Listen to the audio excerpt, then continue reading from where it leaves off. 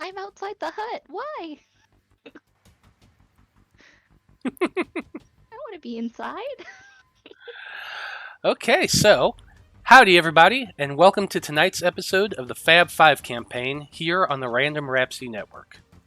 As always, we are live streaming our sessions on twitch.tv first, and then we'll be uploading the episodes to YouTube and podcast 1 week later.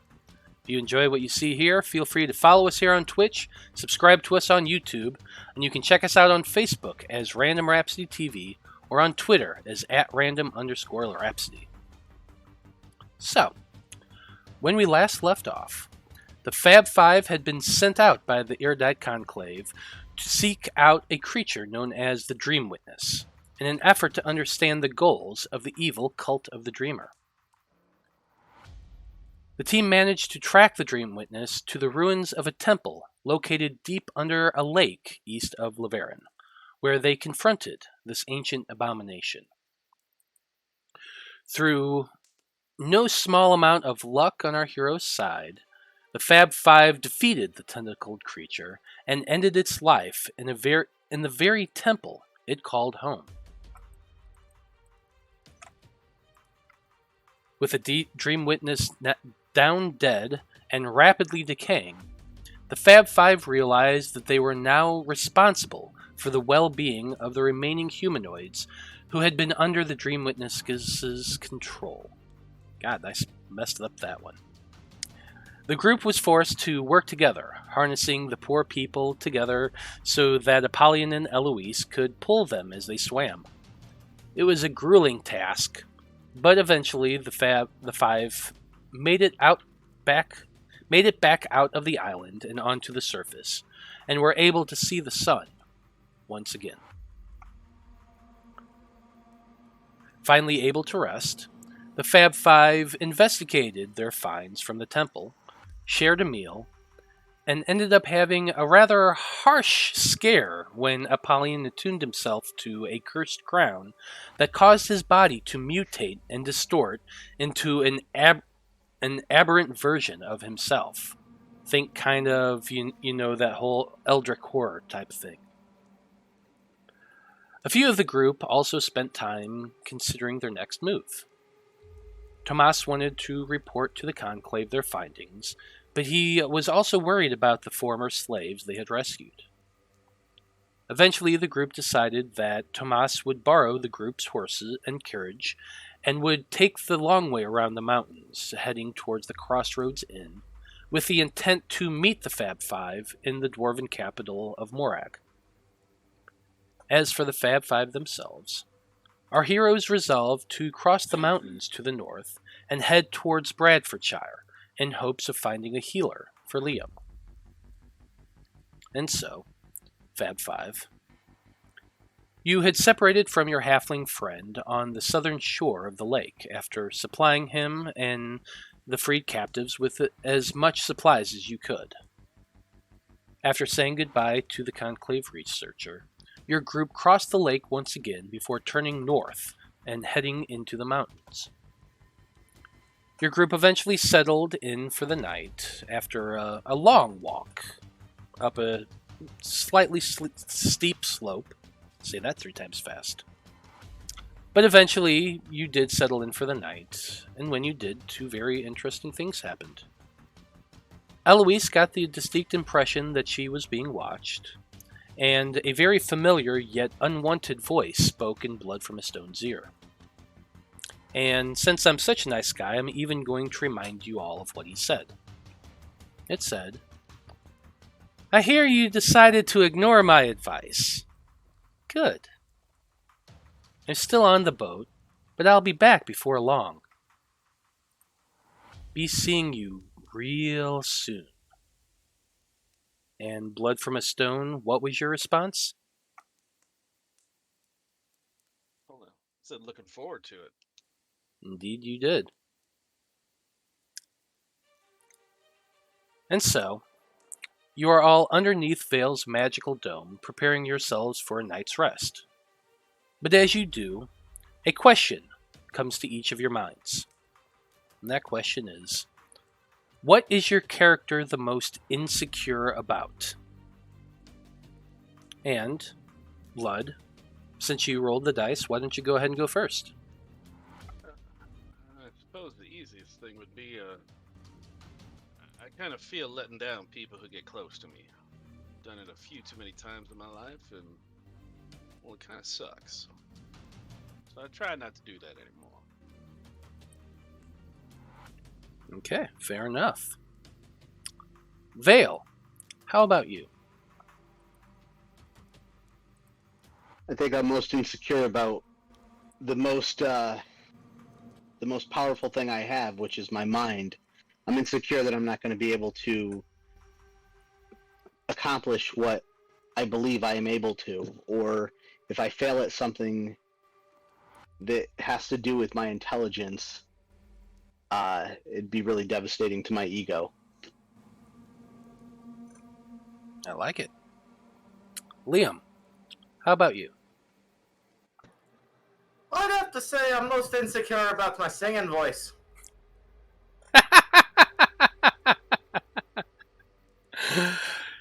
Okay, would you like to elaborate further? Not really.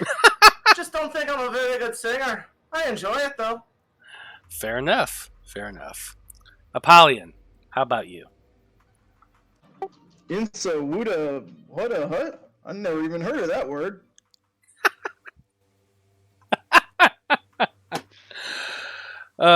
Yeah, that's Apollyon, all right. Eloise, how about you?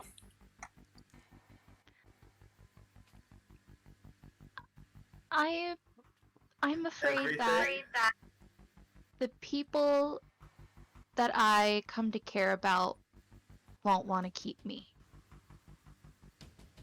Okay, I like it. We know one of them does. That is true. Sorry, Liam. But with thoughts of your insecurities weighing on your mind a little, I imagine, you all settle in for the evening. So, Faab Five, what would you like to do this evening? If we're making up camp, we gave away most of our food. I'd probably want to go try and hunt down boar or deer, see what's available. Well, I'll go with him. Okay, absolutely. So Liam and Blood head off into the mountain areas and begin scouting, searching for signs of game. Go ahead, since the two of you are working together, and give me a survival check with advantage. Loading up here. Give me. Oh, you got it then. Okay, Yeah. double three. Yeah. We'll just take that. No. You go two. Come on. Jesus. He said one of you. Oh, well.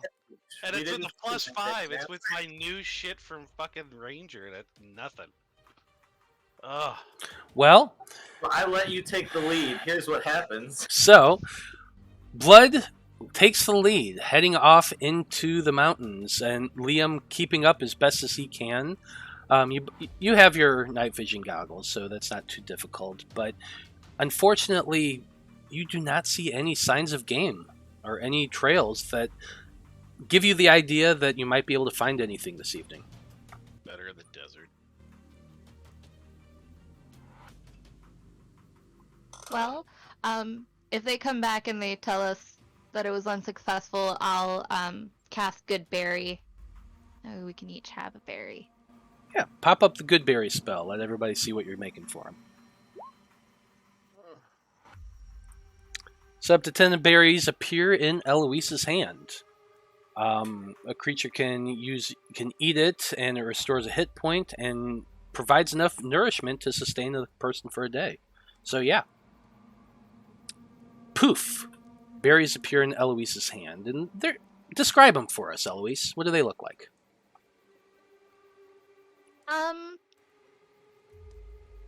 They kind of look like blackberries. But they have this, I don't know, almost like, I don't know if anyone else finds this. I find raspberries taste like candy, just straight up candy. And so they taste like raspberries. Okay. I like it. I dig it. And so she hands each of you one, and you eat it, and immediately you feel full. And wow, pretty damn tasty sweet raspberry taste. Mmm, delicious. It kind of tastes like stale wine. And I love raspberries. and as you all look at Apollyon eat, just this monstrous horror goes slurping the thing up, and it's horrifying. All right. Is this the first time we've had a rest since the battle? No, Or is this the second? no. This is the second day. Okay. You spent the night on the island. The next day, you did all the stuff, and then you headed off into the mountains. And this is that evening. Okay. I just wanted to make sure my spell slots were all where they need to be. Is there anything else anybody wants to do for this evening? If not, you can just take your watches and have a good night. All right. So I'm not going to do anything until it's my turn to go to right before I go to sleep. Actually, So I'll take before the first everyone one. goes to sleep, since we're headed to Bradfordshire, I'm gonna bring that up for a moment.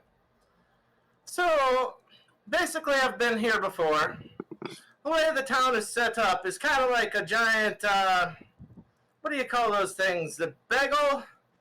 You know, it's like a bagel around a mountain, you know? And the mountain, that's where the monastery is, at the very tip top of this big spire thing. Now, as long as we don't go up there, I should be fine in this town.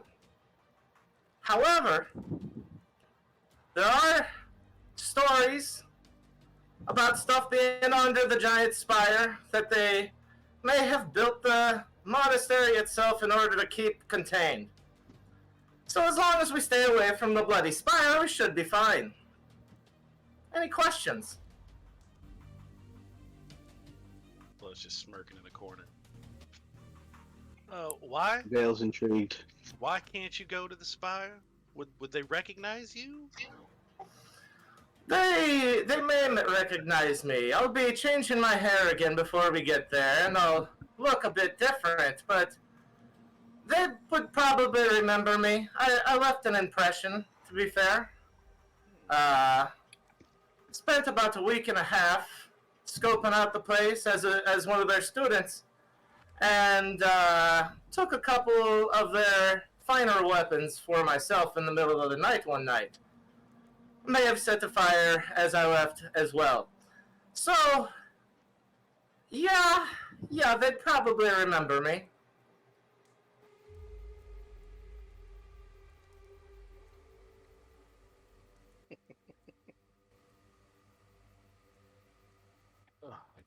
Never been tell you when you get in, you gotta leave it the exact same way you left.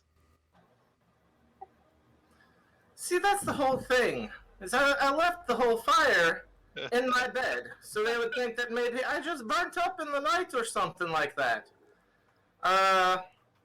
So I don't think they'd be expecting to see me. Wait.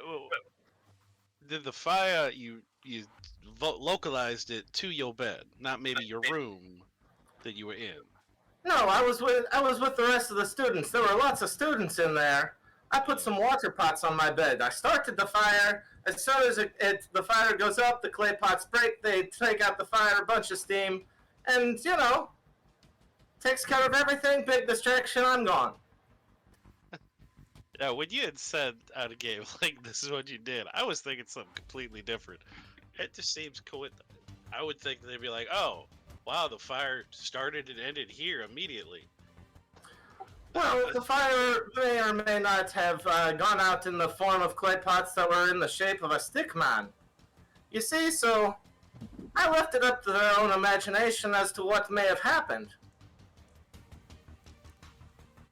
Turns out there are superstitious lots, so it seemed to be a good idea at the time.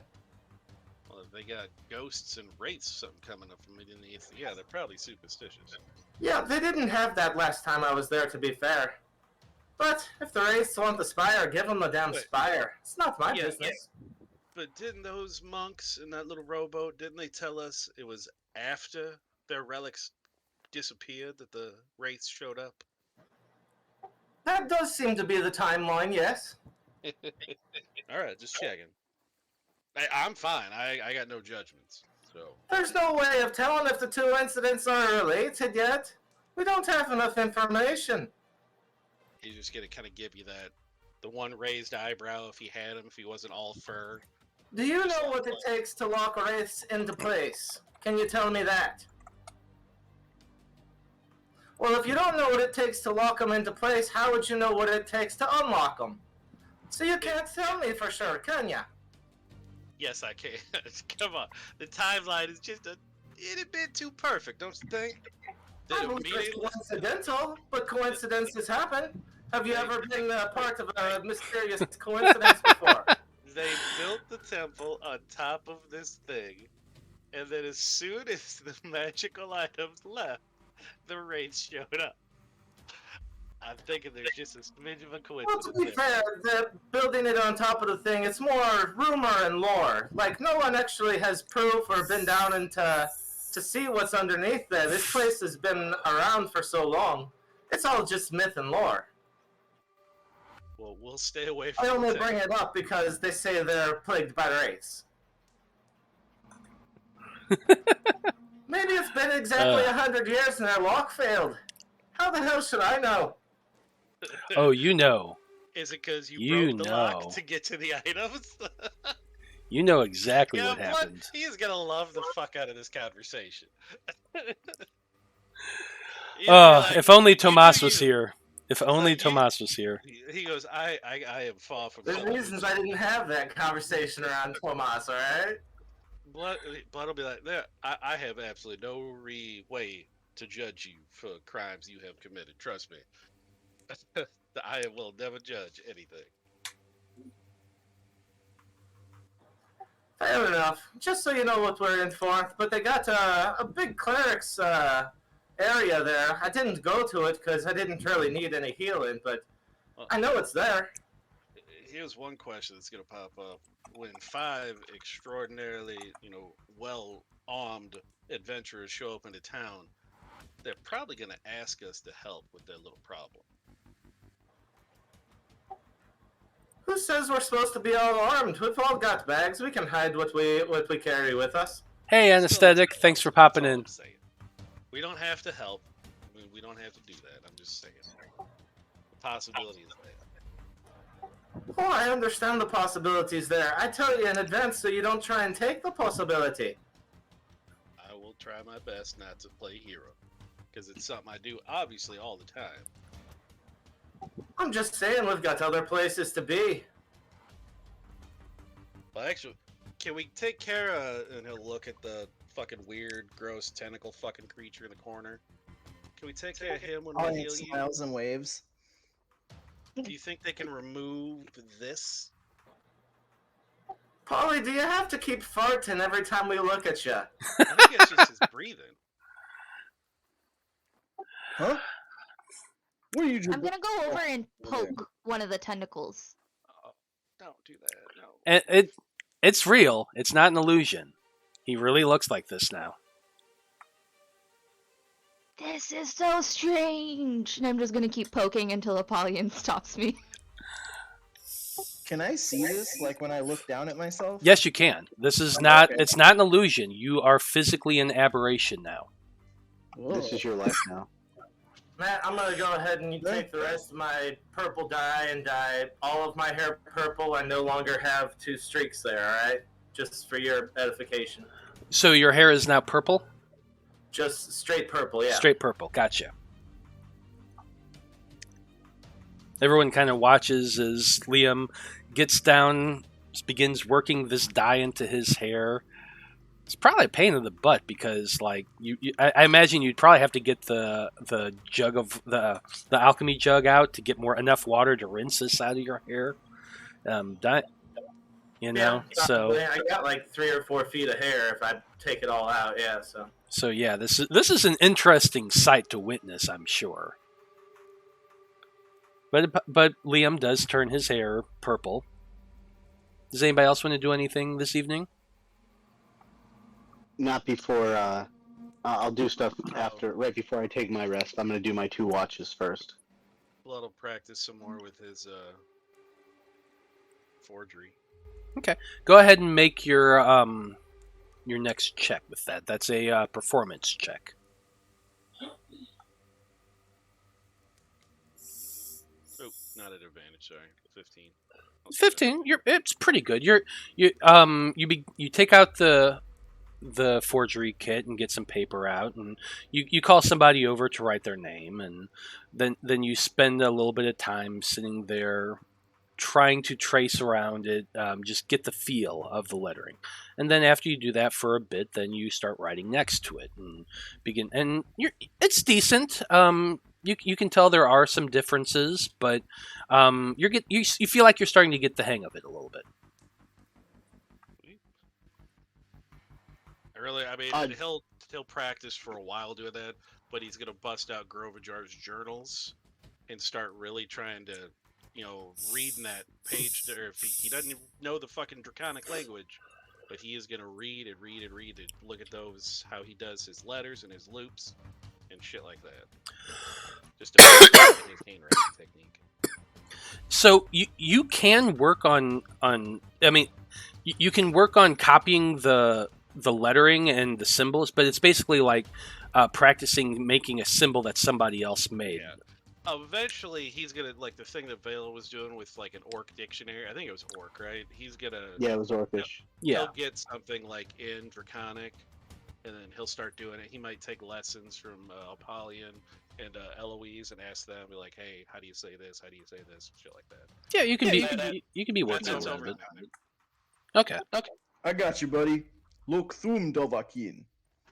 I'm guessing that came out Probably a little bit, yeah. like I understood what you meant though. So Eloise, you want to cast Animal Messenger to Vulcan. What are you wanting to say? Go ahead and type it out and say it as well. Oh, jeepers. Okay. You guys keep going. It's gonna take me a few minutes to figure out 25 words. Yep, go for it. All right. Do I still have? I remember there was some book that we got from the villa, I believe, and I was trying to decipher it and doing checks for that. Do I still have that, or does Tomas have that? Tomas had that with him. He took that with him.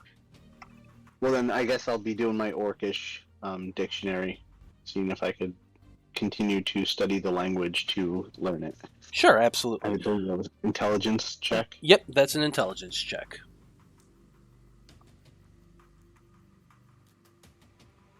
As a 23.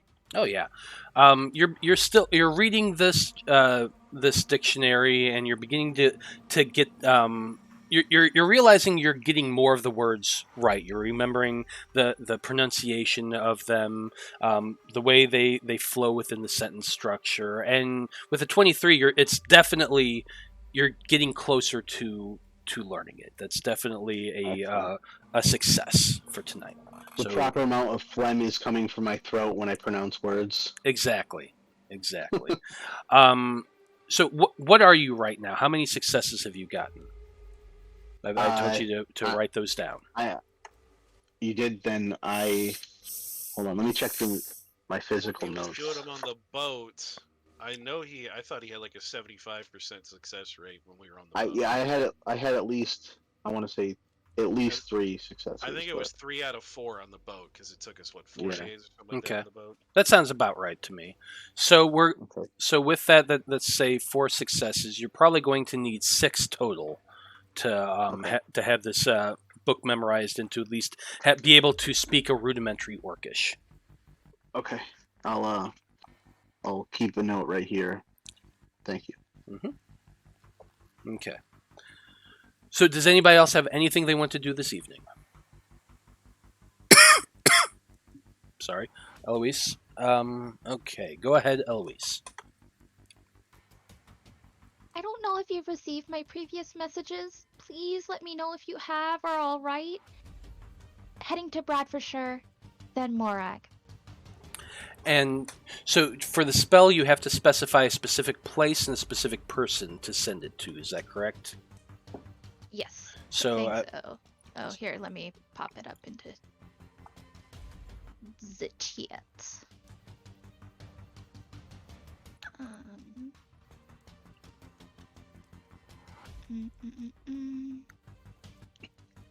Oh, for Pete's sake.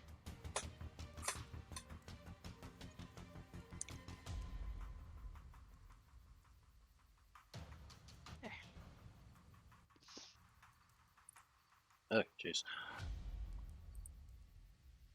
Okay, yeah, you specify a location where you have visited and a recipient that matches the general description. So I assume you're telling them Vulcan. Where are you sending the bird to? Because you have to specify the location. Yeah. Oh, is it both or just one? I thought both. You specify And a yeah, it's location both. and a Okay. recipient. It's both. Yeah. So, I'll send it to the Hyrulean Druid Grove. Okay, the Hyrulean Druid Grove. Yeah, because I'm assuming if he did receive my previous messages, then he would have gone there to let them know about the other Druid Grove.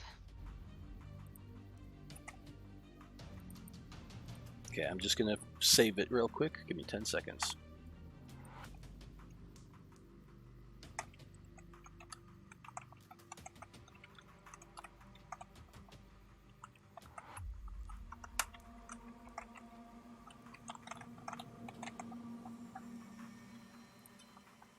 Okay, there we go.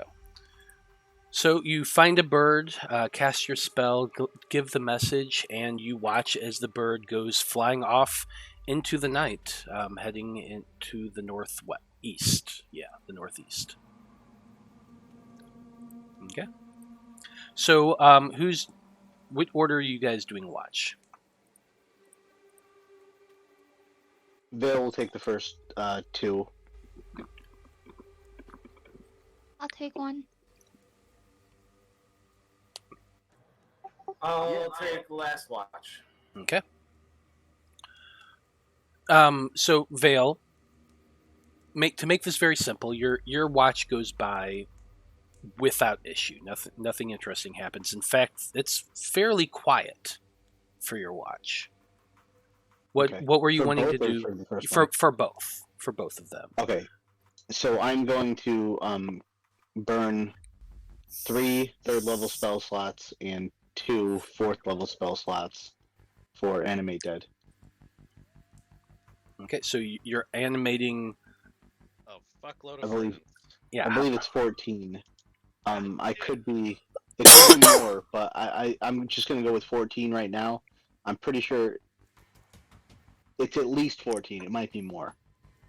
and you have that many bodies in the portable hole right now? Yeah, I have over 19. I checked. God damn, dude. Okay. Yeah, we have Complete ones with heads and everything? Oh, wow. Yeah, we didn't take their heads. Okay. All right. Yeah. Necromancy. Okay. So you burn a bunch of spell slots and animate a bunch of zombies, and they all come to life inside the portable hole. And one skeleton. And one skeleton. Yes.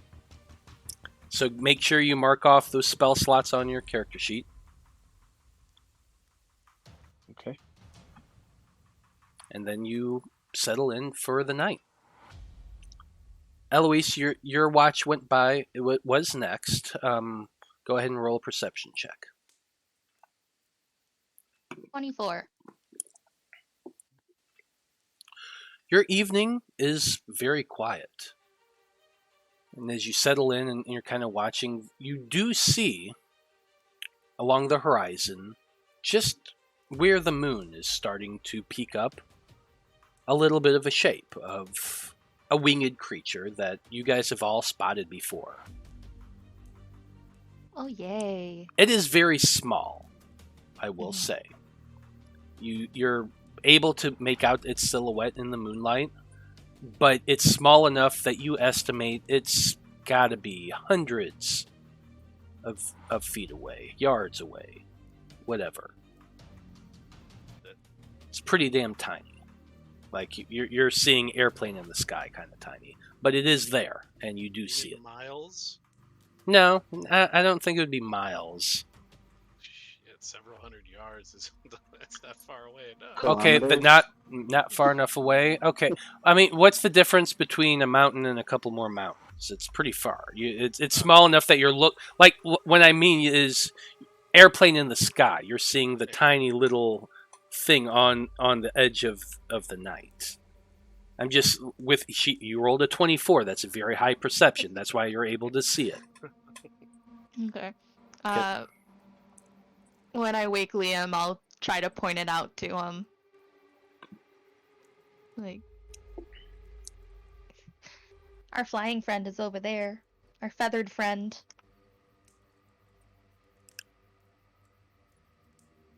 I'm not quite sure I see it.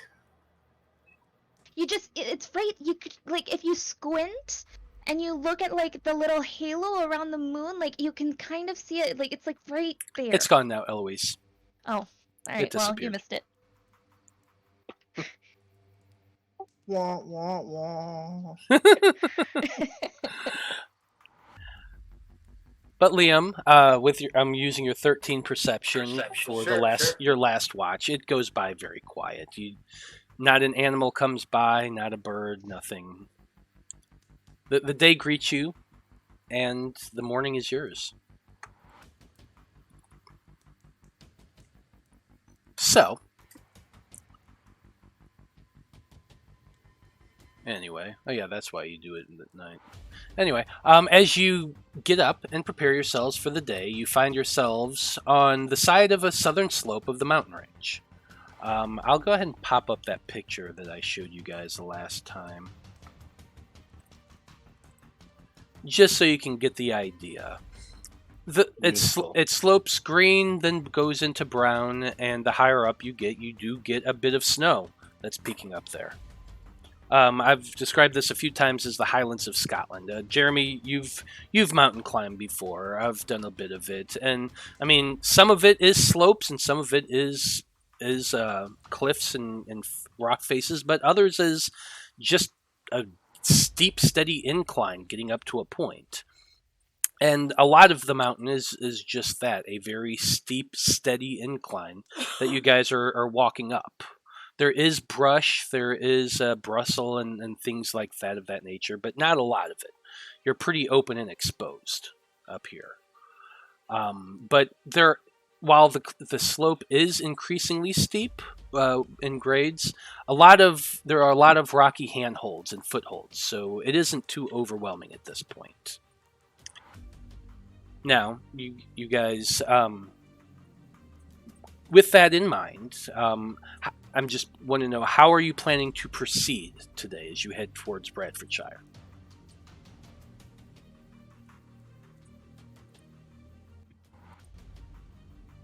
I think. What kind of pace? Are you talking like, are we walking or are we? Yeah, are you running? Are you walking? Are you running? Are you trying to do this stealthy? Or are you just at just a steady trudge heading in that direction? Oh, okay. I would recommend steady trudge. I'm not going for stealth either. Yeah. Okay, that's fair. I'll cast Pass Without a Trace if we need it or want it. It's entirely up to you. I'm not trying to make this too complicated. I just want to know what pace are you setting trying to get through these mountains, basically? Yeah, steady and sure-footed is what we're going for. Okay. Yep.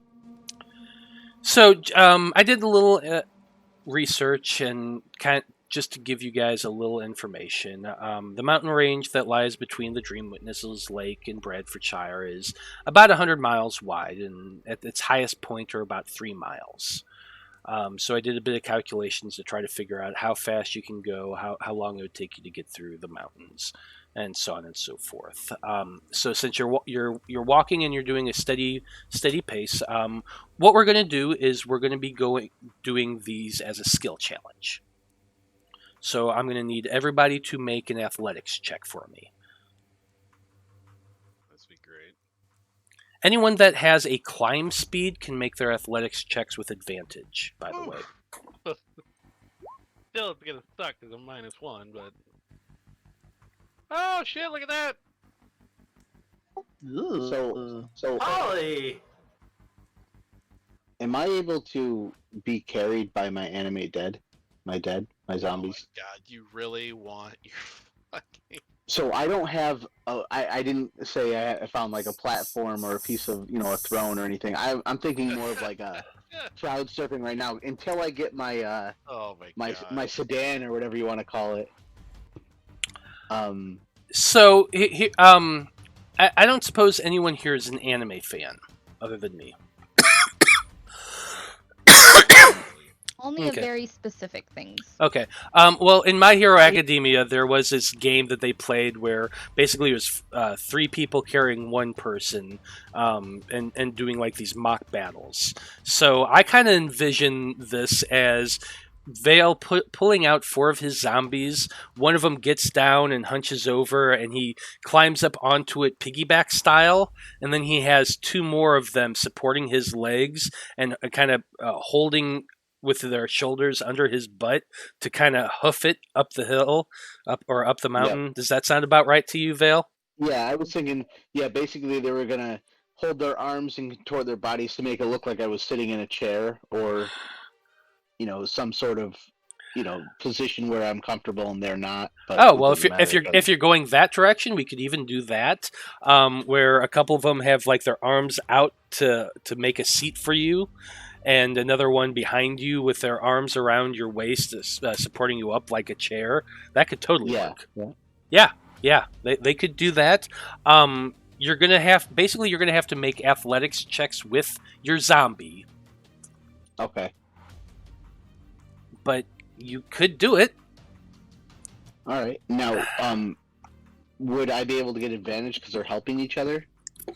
I was trying to find a reason to give you disadvantage because it's three zombies, which are not very coordinated, trying to hold a person and walk up a steady incline.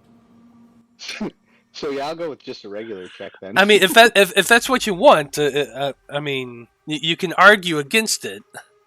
No, that's. So are you saying disadvantage or with the mobile feat, I'd get advantage? What's that, Liam? Can I argue that with the mobile feat, I would get advantage? Why? What about the mobile feat would give you advantage? I tend to ignore rough terrain. I'd say I'm a little bit better at being sure-footed than the average person. Well, so this isn't like a sure-footing thing. It's not that you're fighting against the terrain. It's just a steady incline that you're walking up constantly, having to stop and push yourself up. It's more of just a strength thing and an endurance thing, and less of a... It was worth a shot. Yeah, I'm going to say no on that one. Yeah, 15. That's fine. 15. So, Liam, Blood, Apollyon, and Veil with his 3 zombies just trudging along, heading up this hill. Have no problem. Eloise, it's a little harder for you. And honestly, trying to heave your way up just that step over step over step of constant upwardness is exhausting. I need you to make a con saving throw, please. Jeepers. Hang on. Oh, okay, never mind.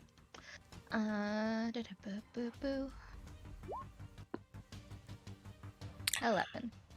So after your first 3 hours of walking, you're tired, but once you rest for a few moments, you realize you have more energy than you thought. But it is going to wear after a certain point. Mm-hmm. For like spots that look like they're going to be particularly difficult, I'll cast Freedom of Movement on myself. Okay. If you cast Freedom of Movement on your... How long does Freedom of Movement last? Just out of curiosity. 1 hour. 1 hour? Then I'm going to say if you cast it on yourself, your next athletics check is going to be with advantage. Okay. Okay. So for the next 3 hours of your journey, I need everybody to go ahead and make their next athletics check. DC is the same. It's just a 10. So let's see how you do. Veil with a 9. Veil with a 9, yeah. Well, Veil zombies with a 9. Okay, so for the next hour, for the next 3 hours, you continue heading up the mountain. Veil, the zombies are struggling to keep up. The incline is getting a little bit more steep, and as you're going, one of the zombies that's holding you slips and its ankle breaks. The zombies Shall I catch get you the in crop time. and start whipping? Oh my god. The other two catch you in time so you don't fall, but the ankle of that zombie is now broken. Okay. And I'm assuming that will render his movement slower. I mean, think Walking Dead. His foot's broken. He can still get up and do it, but now he has less foot, so it's going to be hobbling and bumpy the entire time. But it's up to you. All right. Well, How uncomfortable You know do you what want to I'll do? be? Zero uncomfortable. I want to be as comfortable as possible. So what I'm going to do is dismount my my zombie chair and go assess the ankle of this zombie, and I look at it and I kind of kneel down and see how bad it is, and I stand back up and I give him a smile and a pat on the shoulder, and I just quickly produce my dagger and right to the base of the skull. Kind of let him stumble and slide down the rest of the hill, and I open the portable hole and replace him with a fresh one. You don't want to keep that one and like, fuck, man. As blood says this, I look at him and just slowly put my dagger back in its sheath while making eye contact with blood, and then continue to get back on the zombie. Goddamn. All I gotta say. You're so fucking drow. He hates elves to begin with. You're half elf, so you're really not painting him a better picture of elves.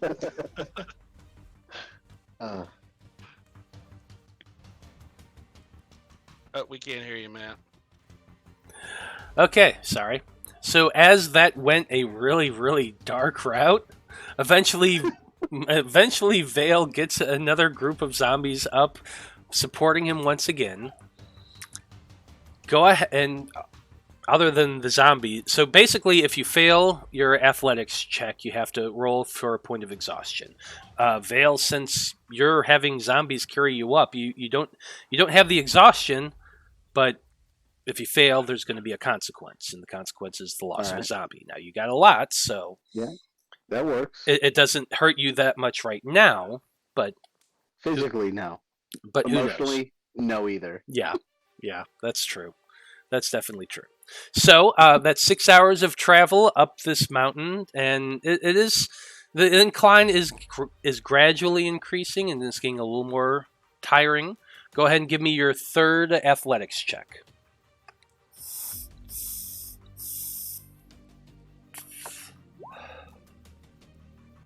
Wow, another 10.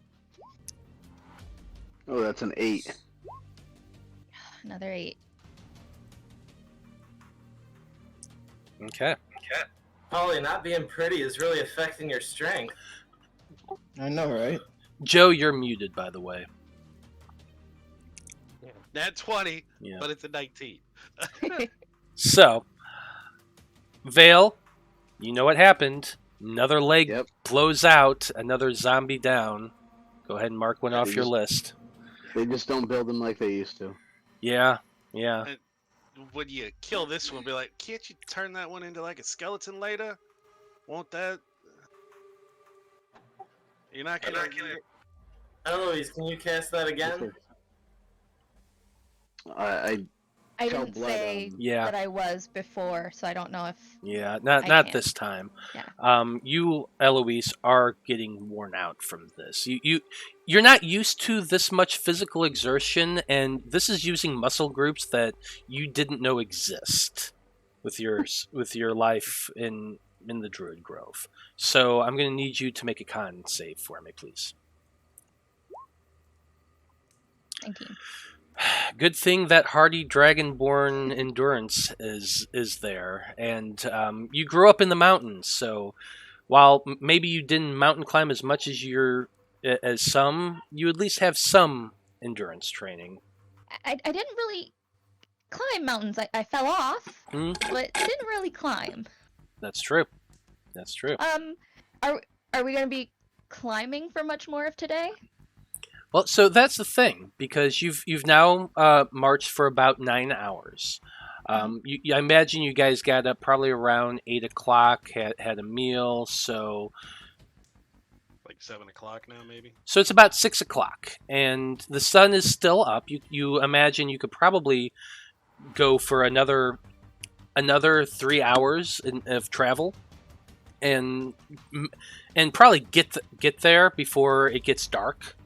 But you have also been going for most of the day, and so if you do go another 3 hours of traveling, at the end of it you're going to have to make a con check to see if you take a point of exhaustion.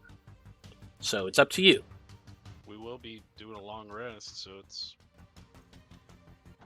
Yeah, Veil says, I feel fine. I don't see why we don't continue on this journey. I say we set up camp and make tomorrow an easy arrival day.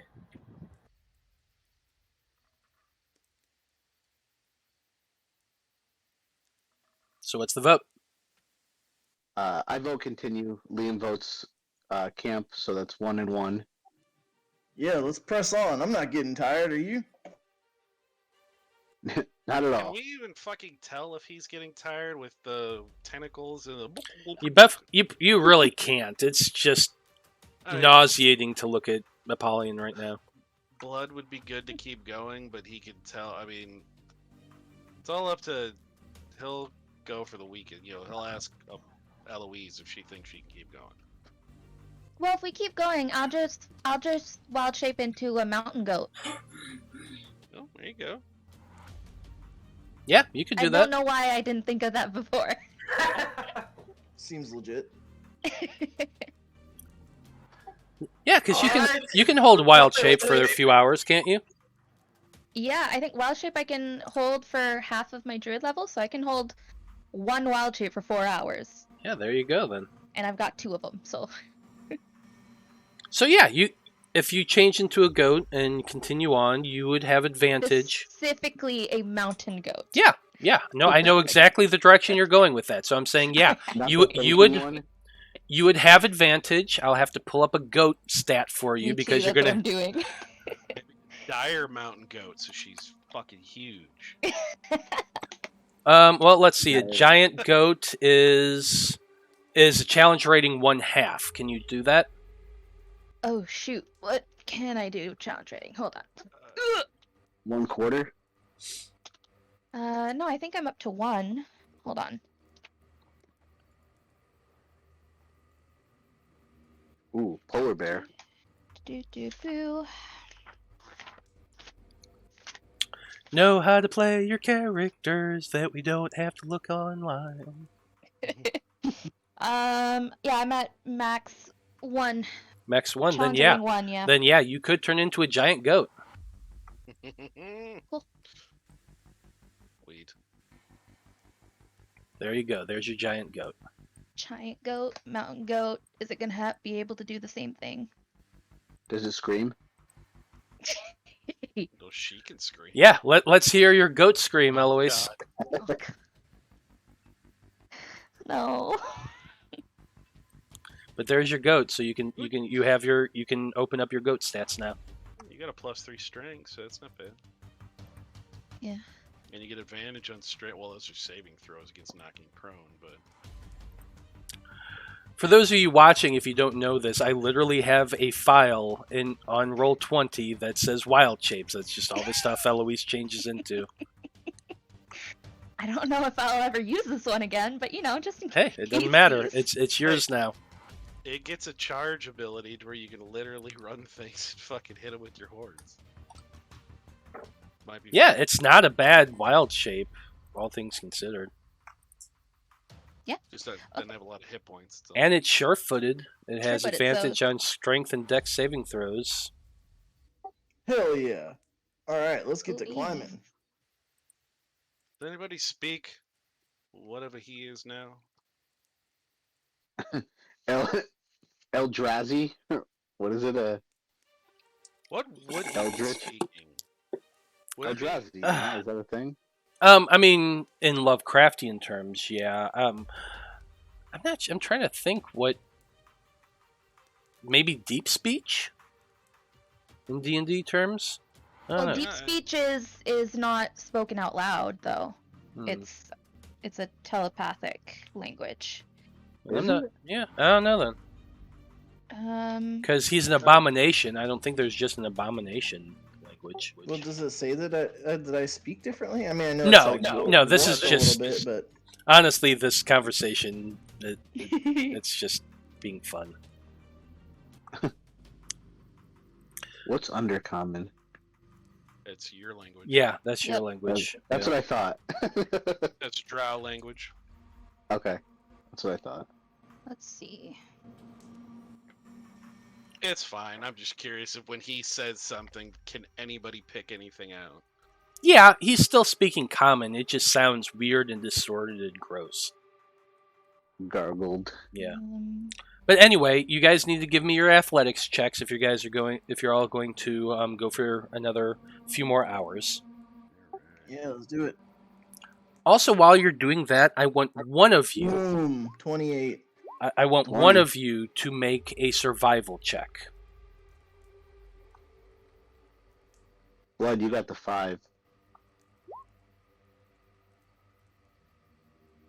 Oh, that's not bad. He's got a 7. Oh, Liam's got 7. Nice.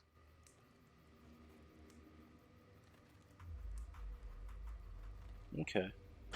That's a 14 for survival.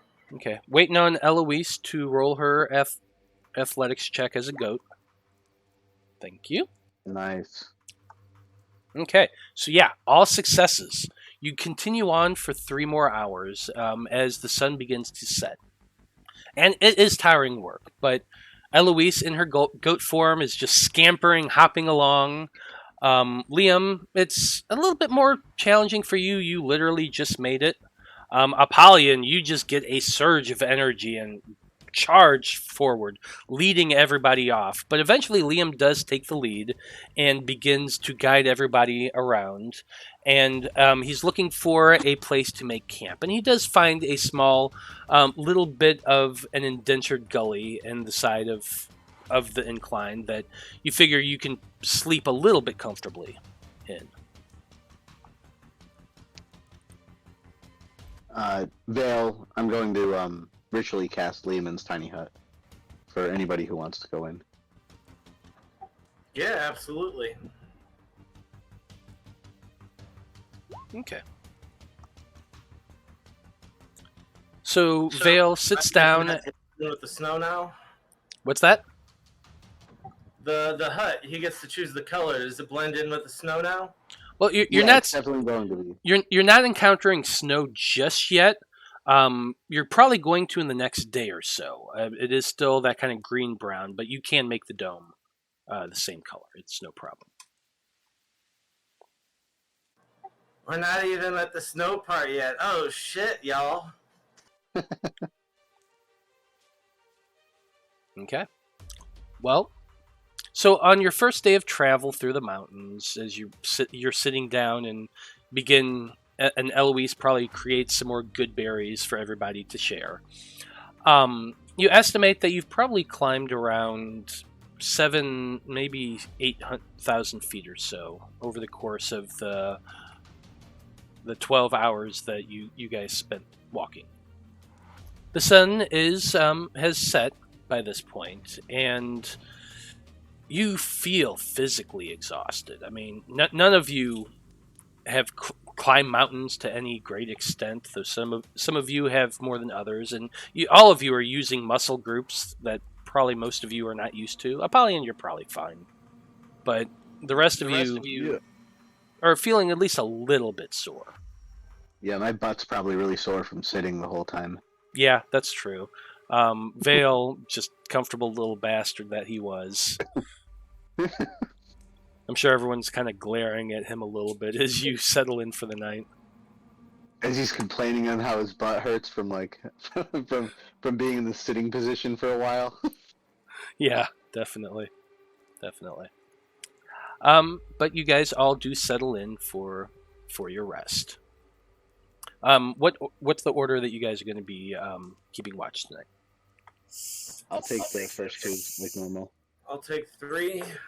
I'll take the last watch. Okay.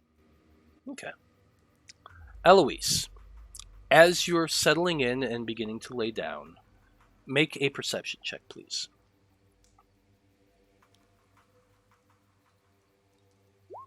24. Liam's over there in the corner, shaking out his boot. Blood is sitting there, kind of arching his back as though his back aches from sitting all day. And you have this, you get this sense, almost as if you're being watched, and you kind of look around at the group again, and nobody's really staring at you. Well, I mean, it's kind of hard to tell with Apollyon. He looks like he's staring everywhere. Do you fight this sensation? Yeah, just because last time everyone said that it was probably somebody scrying on us. Well, that was us at a game. You do what you gotta do. No, but okay, well, I'll mention the being watched I'm sensation. sure he told you that he got a message Well- from the guy right after that. Oh yeah. But Well- I can't stop. Well, Eloise, you don't have time to Yeah, so make that just to talk to any about it. You Blood feel mentioned this. the message last time. I'm gonna fight it this time. Make a wisdom saving throw, please. Okay. 11. You're trying to focus as best you focus. And you kind of wait for a minute, but there's nothing there. You still have that weird sense that you're being watched, and it's Okay, well then I'll irritating. mention it. Be like, hey guys, I have that same feeling of being watched again. I'll probably look up at the sky and around like an idiot. Go ahead and make a perception check, Liam.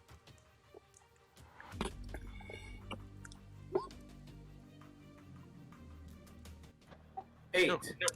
Yeah, you look around and it's dark. Your goggles are up on top of your head, and you're just like, huh? What? Oh, it's dark out. I mean, should anybody check for this or? No, it's just because he said he was looking around.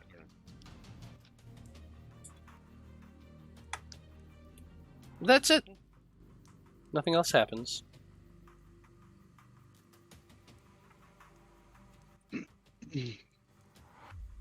Am I able to study the Orcish book on one of my watches, the first watch? Yeah, you can. Go ahead and make another intelligence check. That is a 21. Yeah, with a 21, you are definitely starting to get it. You're kind of mumbling to yourself, saying phrases in Orcish, and kind of irritates the people who are trying to sleep, no doubt. Does it get Apollyon a little aroused because of his Orcish captain lover? I don't know. Does it, Apollyon? I don't think he understands Orcish, so probably not. Fair enough. Well, you might okay. remember that. Now, when I took Ranger, Deft Explorer gave me languages, and I did take Orc. So I don't know how we want to work that back in. If he learned it when he was younger and he's just kind of forgotten it, or when I start understanding some of the shit he's saying out loud. Yeah, I could. Maybe you just listening to me over and over again. Because I said when I had talked to you about his background, I was like, he kind of shut off a lot of the shit he learned from his father when he was younger. So I mean, I don't know if you. It could also, it could also just be something as simple as it's never come up before now. But And now that you're he has- hearing blood, you're like, oh, I know that language And he hasn't spoken it probably aloud or heard it really in because it years. just hasn't come up and it's Yeah. not been important. Nice. So yeah, maybe he fucking he's like, do you understand what you just said? He's like, you're saying some fucked up things over there, man. Oh, you can understand? It's coming back to me, but I think I understand. I mean, keep it PG And on I- that side of it, okay? I turn the dictionary around, and I have all the swear words just highlighted, and that's course what I've he been does. going over for the past Of hour. course he does. That's the Like- first thing anybody learns in a new language. That's true. But yeah. Okay. Go ahead and make your perception check. Okay. 18. Okay. So it's the first 3 hours of your watch go by relatively uneventful, and you spend most of that time speaking in your in the Orcish language out of your book and practicing the phrases over and over again. About halfway through the last hour of your watch, you spot something. You've been carefully keeping your eyes all around you, and for that last half of your watch, your gaze turns southern, back towards the lake. And for a moment, you could have sworn you saw the faintest glimpse of light somewhere in the darkness. It's really hard to make out because of the distance, but as you watch, you have the impression that you saw a small light move down out of the sky towards the lake before disappearing into the gloom.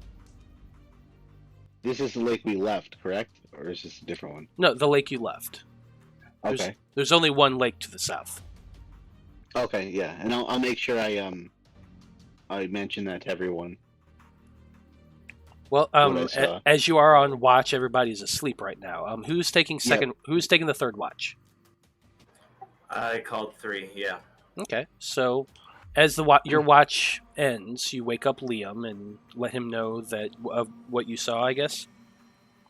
Yeah, I'll let him know what I saw, and I'm going to reassert control over the dead, as well as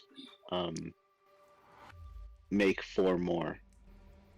Okay. Liam heard what you said, but Kyle was spacing out. So you saw like a light go down into the water? Yes, yep, into the lake and then disappear. That's the lake we just came from with the island. Yeah.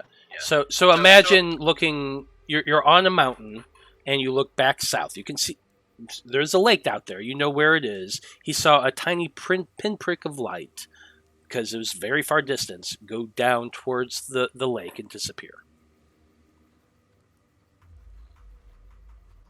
Goddamn UFOs. Alright, I'll keep an eye out in that direction specifically. Okay. Go ahead and make your perception check for your evening.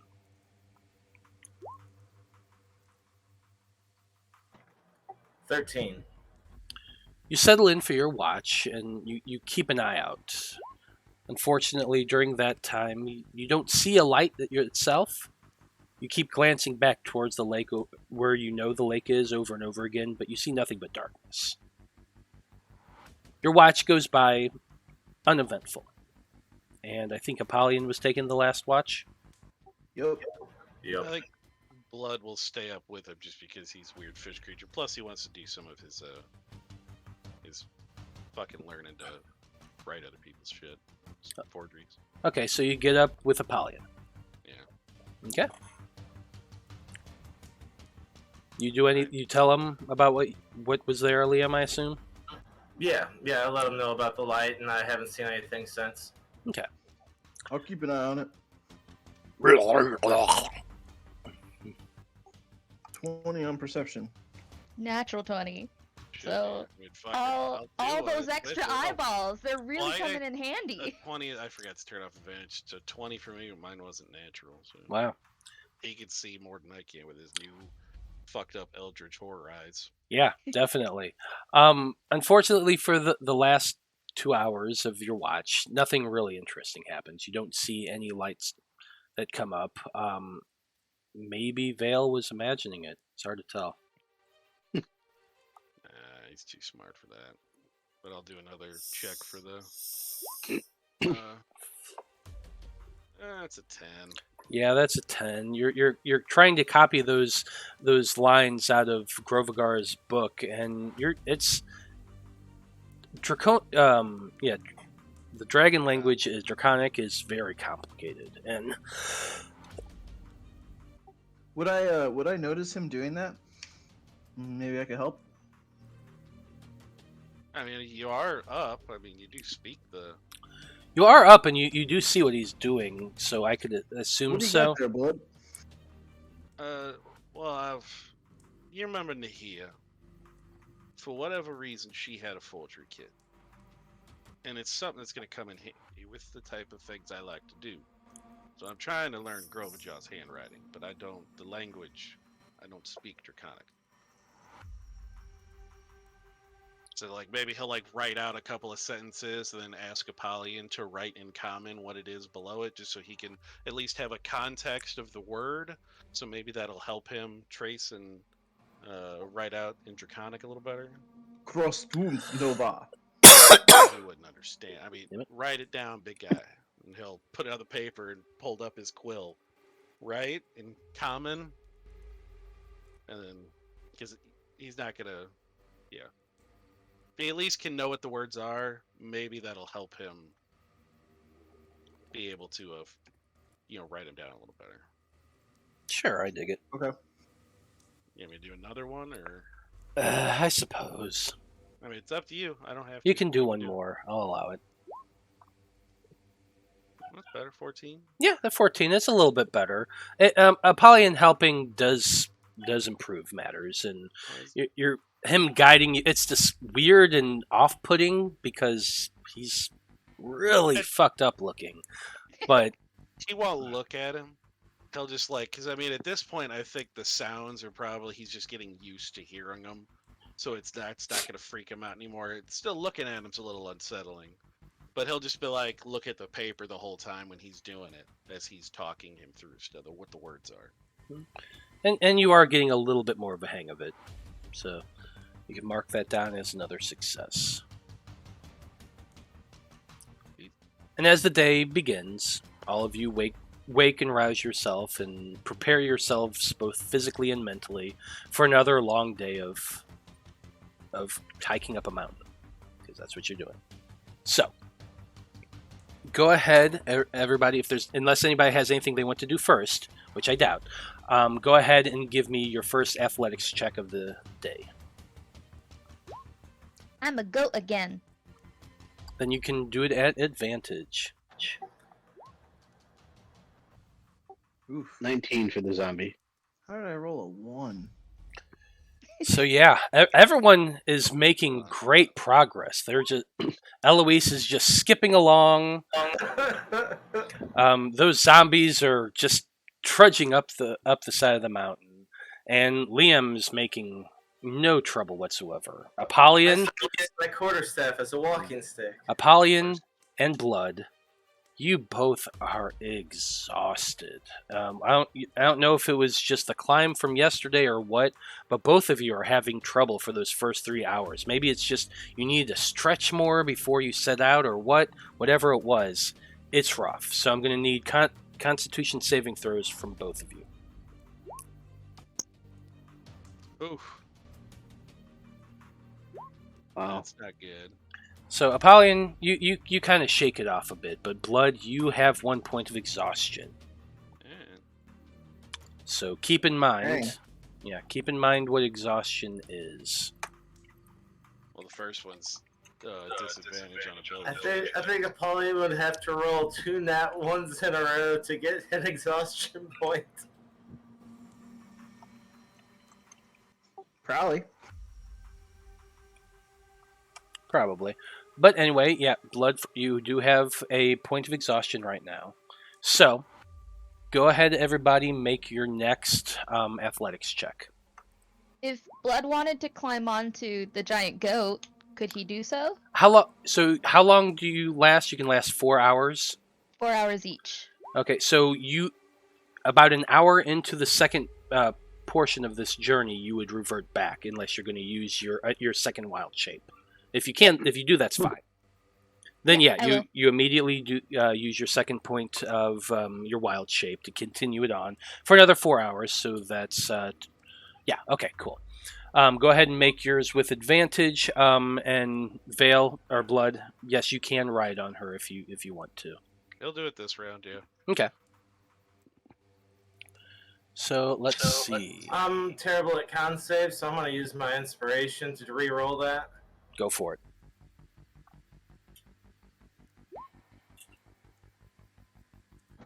Booyah. Okay. Let's see. I still need one for Apollyon, please. Oh, I'm sorry. What is it? Athletics? Yeah, athletics. 19. Oh, yeah. So, with blood riding on top of Eloise, because that's just funny. Veil Bounce, with his bounce, yep, bounce, bounce. Veil with his zombie throne, and most of you are doing decent. Liam, you started to lag behind a little bit, but the moment you did, you realize you got that adrenaline push, and you're like, "Fuck that! I'm not letting these people outpace me." And you just get that surge of energy and manage to keep up. And all of you managed to go the next 3 hours of your journey with keeping a good pace. So, I'm talking Pinkie Pie level bouncing shit here. oh, I believe it. I believe it. Now, you have after that, you have 2 more hours of your wild shape left, and I think you only have 2 wild shapes. Mhm. Yeah. So, you can do this, but I'm gonna say you're not gonna get advantage for this next roll, just to kind of compensate for the fact that you're not using it for the full 3 hours. Mhm. Okay. So everyone give me your last, or at least your third athletics check. Oh, was I supposed to do it with the goat or with me? With your goat. With your goat. Okay. So then 9. So I figured that would be the better one. No, we're both +3. Okay, fair enough. I rolled 25. Yep. That's a fail for me. When he sees her struggling. And then I need the zombies. Yeah, I thought I clicked it. I think it was in a different window. That's a 16 for the zombies. Okay, thank you. So, Eloise, you do make it for the first couple hours, but for the last hour, you poof out, and you and Blood are having to walk. Mhm. You're a little more worn out. Blood, you only have to walk for an hour, so you're fine. You're fairly. Okay. I'm not going to make you roll because it's not nearly as long. But Eloise, you are worn out from this last stretch, and so are you, Liam. You're just that adrenaline surge that you found the last round. It did not keep going. So I need both of you to make con saves, please. 8 for me. So yeah, that wore you out more than you expected it to, Eloise. It was all the bouncing. It really was all the bouncing. So you have a point of exhaustion as well. Liam, you're fine. You kind of walk it off a little bit and you just stretch. And as you all kind of prepare and move yourselves, you're all focusing on getting up. And as you travel for these 9 hours, you've all noticed that the air is beginning to get colder. You're starting to see patches of snow here and there, and you can see your breath as you trod up the section of steep embankment. As you reach the top, you can see that your path levels for a bit before going upward at a sharp incline. And I'm going to go ahead and pop you all on that map now.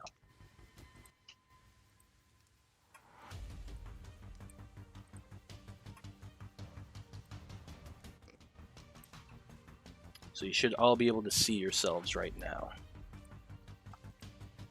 Oh boy. Thanks. And as you guys are looking at this, you can see that there are steep areas of that you're going to have to climb to get upward. And then there's plateaus that you can reach and rest between each climb. I also gave you guys handy little markers to give you an idea of the incline that you have to climb. So this first one, you're estimating probably about a 50-foot sheer climb, 60, 75, and 90 at the top. So it's a bit of work. But What's this little guy here? what's that? Looks like a scourge. Oh, that guy? Oh, don't worry about that guy. Yeah, don't worry about that guy. I think that was me prepping monsters for another area. So Because So are that's these- actually on the background. That's funny. Yeah. Yeah, that's on the background. LOL. Eloise, are you out of wild shapes? I am out of wild shapes. Okay. And okay, so this is, I see what you mean. So this is 50 feet up, this first level. And Yeah. then, go over here is 60 feet, 75, and so on. Yes. As far as these squares go, that we're not counting those as 5 feet, correct? It's No, we're not. This is just basically to give you an idea of the climb. Because, I mean, I can't really make, like, a climb game for you guys, you know? Yeah. You're just looking at it from an upward perspective at an angle. So the squares don't matter on the cliff areas. You just that's Okay. that's why I put the arrows there to let you guys know what the climb is. Okay, so do we know about how far it is to the top? How far it is to the top? Ugh. Yeah. Farther than a dimension door would take you, I can tell you that. Okay. And you also can't. That You also don't. You'd be kind of teleporting blindly because you'd have to do it at an angle. Yeah. Okay. I mean, you could do it in short distances, like you could use Dimension Door to go up one and then cast a spell. Yeah, that's what I was planning on doing, but I'm not going to burn it like that. Yeah, you definitely could do that. I was saying you couldn't do it in one fell swoop. Yeah, that's fine. Now, I currently have, but not using, the boots of striding and springing. Now, those are for jumping, and like they help like if your speed is encumbered by heavy armor. But like if Eloise wore those, would those maybe give her advantage on her climb? What does the springing and striding actually I mean, say? it gives So that's the question. you can triple your jump distance. I didn't know if you would just allow that to be like incorporated into her climbing. I mean, if it, yeah, I'm looking for the. Hold on. I mean, I've also got a potion of spider Yeah, climb. you got spider so. climb. Yeah. Well, you got that. You have two of those? I got a potion Hold on, of flying too. We'll actually Veil 1 second. In my handy haversack, I do have a potion of climbing in the handy haversack. If you need it, Veil would probably really appreciate it. take it. It's probably the only. I mean, I can't think of any other a better time to use it. So yeah, Yeah, potion of climbing. For especially Veil. since. Thank you. I'm not planning on dim-dooring up this whole thing. Fuck, you'd be wasted 5 level. How many 5th level spells do you get? You It's 4. It's 4th level, and Oh, I only have 2. Yeah. Yeah, it's worth. Yeah. But I was gonna roleplay a nice dim door to the top real quick, and then just say, "What are you guys taking so long?" and just wait for you. But yeah, you Well, can have, while they're discussing that, I'm going to spend a key point to jump up this first cliff. So I can jump 55 feet with that. So, step of the wind, I go up the very first cliff. Why Veil not? Just looks with his mouth agape. So- Of what he's having. All of you watch as just Liam hunches down and Superman jumps up and lands on the first ledge and just kind of looks down and waves at everybody with that purple fucking hair. That first one's not so bad. Is there a do you have a description of the potion of climbing, Blood? let me. I didn't have it. Let me just search for it real quick. Oh, I didn't Hold know. on if a it was second. attached to the- I would assume it's like a before- spider climb. Hold on, Apollyon, go ahead. Before everybody starts taking potions, if I take the potion of flying, would I be able to carry another person? I don't see why not. You're Apollyon. Could I carry 2 people? Probably not. Oh, okay. He's really strong. I mean, he is really strong. I suppose it depends on who's the two. Yeah, I'm pretty light and Like I could take an Well- argument of Liam and Vale because those are the two skinniest. What? Well, it's pretty small. Hey, you fucking call blood fat? I mean, I know I am, but fuck. I mean, I'm not saying you're fat, but You're not a fat cat. but Vale is like that rail thin nerdy Well- type, and Liam is just is all muscle, is all just that thin, reedy swimmer type body. I would say Well, like with clearly blood, Liam doesn't need any help. 'cause Yeah. Blood's got his climbing speed and Liam's got his thing. So I would say they. Yeah, are you've the got a ones- climbing speed, so you're Yeah, fine so anyway. Our two don't. I was just taking offense at you saying blood was fat. That's all. I was like, hey, it's me you're talking about. No, I wasn't calling him fat. I was just saying of the group, those two are the smallest two. That's all I was saying. So, okay, so if Apollyon's gonna carry me, I can give Eloise the potion of climbing. You also I have have a potion of spider climbing Yeah. that I got from Oh, okay. Millie's. All right, then yay. You could pop that, and I Also- could. Go ahead. Okay, sweet. Cool. I just realized that I had prepared polymorph. So You could do that too. do we Just be a want? big flying creature. Yeah. Do we want me to be a big giant flying thing and I can carry a Can few you of us fly up at this at a level, time? though? What? Can you fly at this level? Yeah, she For finally got it. polymorph, yeah. For Yeah, wild what- shape, what it took creature? until level 8 for me to get a fly speed, but Oh, okay. polymorph, as long it, I think Yeah, it yeah, just says I can transform to be a into a creature whose challenge rating is equal or less than the target's. So me. yeah, Okay. and So- which is 7. So I'm So rating 8. which I mean, there isn't a lot out there, but you could turn into a giant eagle or a giant owl or something and carry a person. There's no reason why you couldn't. Yeah. So whoever would like help up, I've got an hour, so I can fly people up as we go. All right. So Vale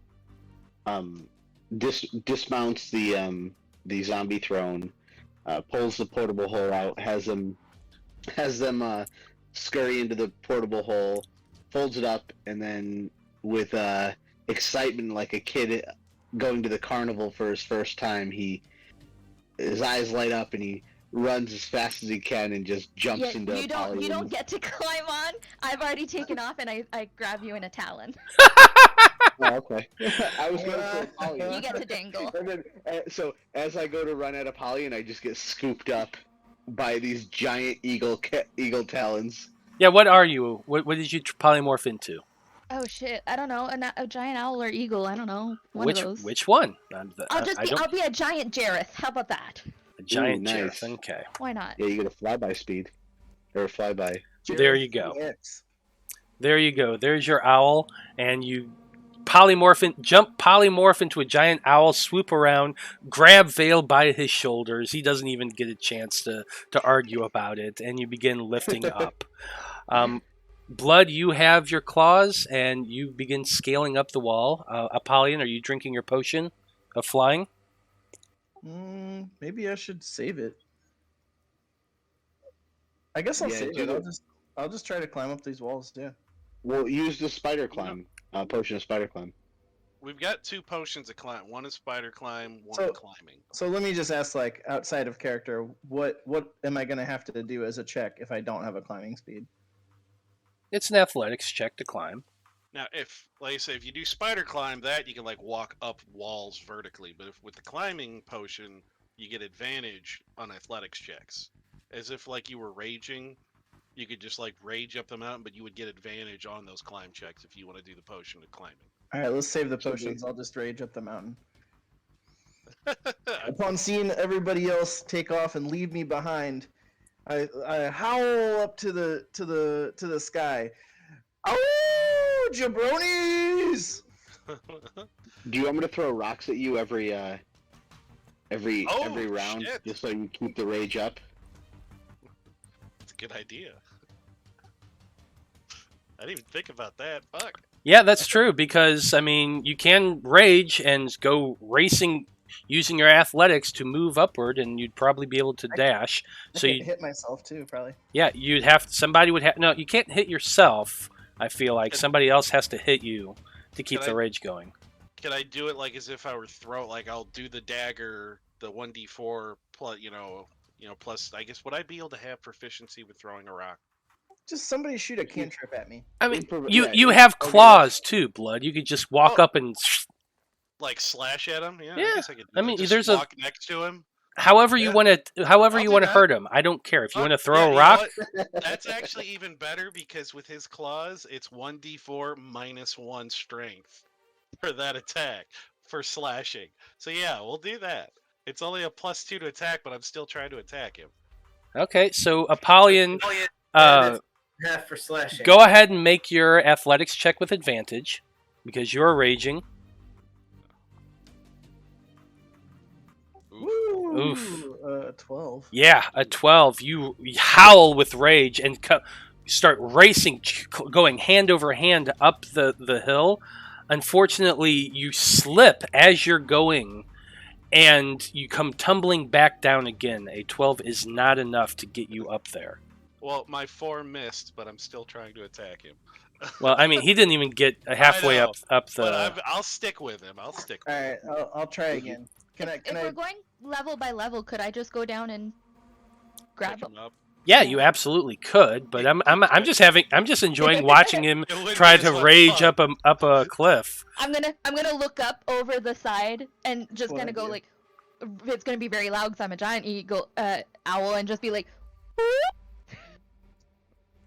I just like to think Blood's got fingerless gloves. And he's just, and just like He's have got the my fucking head claws. tilt at like. And Eloise goes shooting down the cliffside, grasps Apollyon by his shoulders as well, and yanks him off. Apollyon, do you want to fight this or anything like that? quick try and claw at him while he's in the air. Oh shit! Does an 18 That hit? misses. God damn it. An it hit 18 most people. misses. Let's see what the damage would be. Do you need One. to take Oh damage, or shit! do I you don't just need need to to be take one. going at? One slashing. No, it's if somebody tries to attack him, it doesn't matter Yeah. if it hits or not. But Okay. if I But have w- resistance, does 1 become 0? Or Well, no? hold on a second. No, Hold on a it second, you would. guys, Yeah. because we're going way faster I than know. we should be. I'm just So, I'm just so hush. 1 second. half damage. Apollyon, Eloise came swooping out, grabbed you by the shoulders. I asked you if you fought against her or if you let her. Sure. I'll let her bring me up to the next And one. then as you're But- as that's happening, then if you're allowing it, as you're going up the and she's pushing her wings up, Blood does slash at you with his claws, but He misses missed. you completely. Like he goes after the ankle and like a cat and just misses completely. And I'll be like, oh, what the fuck? We're having fun. But I know he looks like a monster, but you're not supposed to attack it. Well, But you do Yeah. manage to get Apollyon up as well to the That's next the best you ledge. got, Blood? Come at me. And I He feel can't- like he can't resist something dangling on a Mine. string. -1 strength. Let's remember that. but I think that's a good place to take our break because it is 8:30. So stay tuned, everybody. We will be back in a few minutes.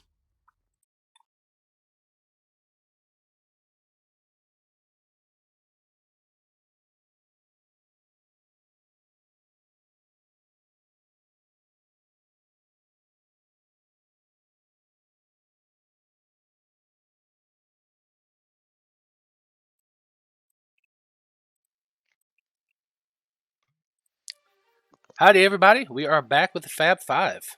When we last left off, the group had just climbed up the first level of what appears to be a series of cliffs, trying to get up this mountain. Eloise wild-shaped into a giant owl. Polymorphed. Polymorphed into a giant owl. Blood used his climbing ability with his claws. Liam just fucking jumped up the cliff.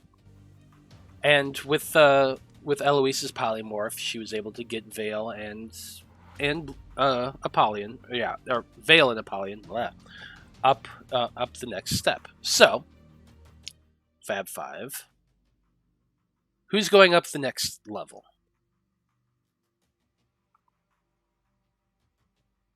I can grab Veil and another person and bring them both up. Alright, when she drops me, I'm gonna like stamp my foot a couple times and be like, "Oh, I'm doing it this time!" And start running towards the hilly. Okay. Go ahead and make Vale your. puts his- Oh, go ahead, Vale. Vale stands and puts his arms out like a T and just waits for the bird T-pose. to pick him up out of the arm. Okay.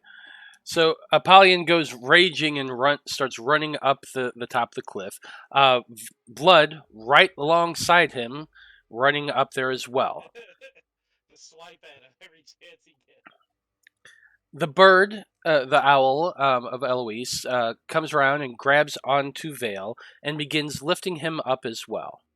And Grabbing anyone else? you're gonna have Yeah, you can could grab me. Alright, Okay. I grab both Veil and Liam. Or, I guess. Okay, yeah, absolutely. You grab Vale with one claw, Liam around with the other, and the three of you begin flying upwards. Whoosh, whoosh. As this is happening, 3 arrows come flying out from nowhere.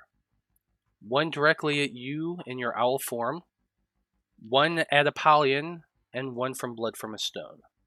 So I'm going to make this Eloise first, Apollyon second, Blood third.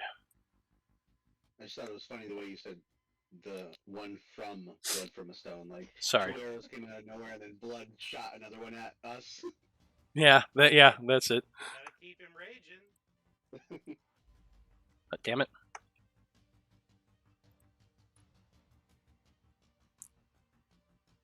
So one at me, one at... Yeah, first one, 23 is at you, Eloise. The 25 is at Apollyon, and 24 is at Blood from a Stone. I'm going to deflect that away from her with my new fighting style interception ability. Hold on. You gotta roll the damage, but I can reduce the damage depending on how much you deal. So when the creature you can see hits a target other than you, when a creature you can see hits a target other than you, So you have to within you have not seen who shot them. Fine. If that's your ruling, I'm not gonna argue. Yeah, because it specifically says when a creature you can see hits a target other than you within 5 feet, but all you see is an arrow shooting at. I agreed. Let's do it. So Eloise, this is your damage. Oof. Okay.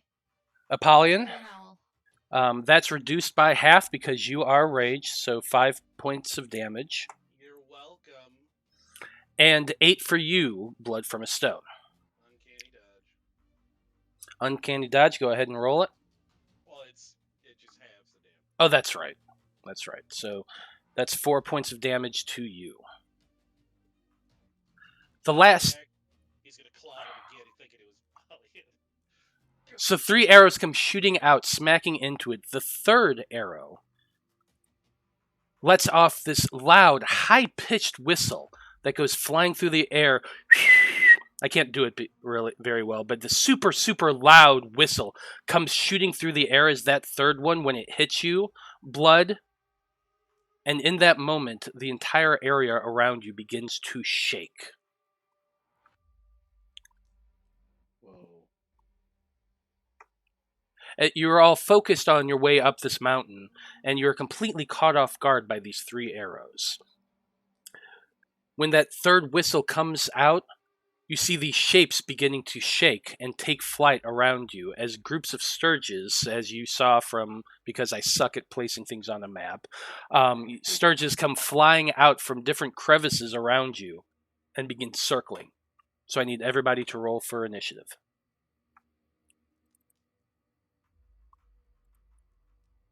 Click your characters. Yeah, don't forget to click your characters. That's 29. 15. 25. Goddamn, 2 Did I crits in click that my shit. character or not? I'm sure I did. He doesn't have the tracker up yet. There you go. On an attack, only on initiatives. What's going No, on? you didn't, Apollyon. So just do it again and then give yourself a 10. Change it. So then, is there enough time for me to get Vale and Liam to the next ledge? No, this happened when you were in the air, and I'm going to come back to you here in a second because something happens before initiative. Do they have a surprise round on us? Yes, they did. Well, I have feral instinct. and I was gonna say I've got alert, so I guess. Well, so you didn't get the surprise that it could have happened, but you're still hit. Yeah. Oh no, I fully understand that. I was just wondering about if they were. This wasn't no. You did not get extra shit because I took into account your surprise abilities. None of you got critical hits on this. That's what I was just wondering if there was extra shit for them getting some. I was worried about like sneak attack shit. No, and that's why I didn't roll sneak attack. Yeah.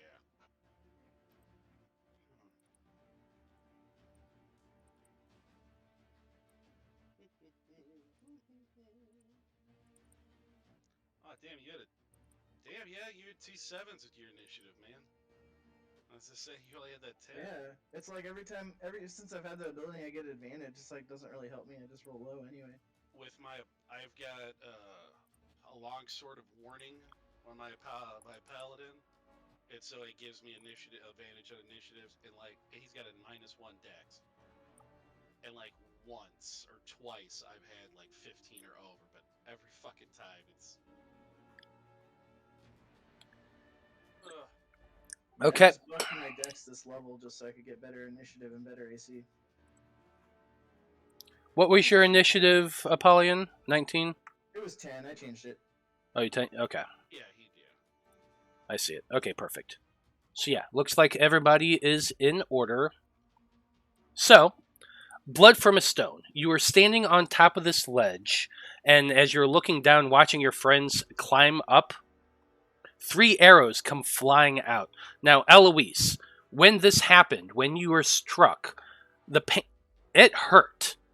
I need you to make a concentration check first because you are holding Liam and Veil in your claws. So this is going to be a concentration check to make sure that you can still hold on to them after being hit.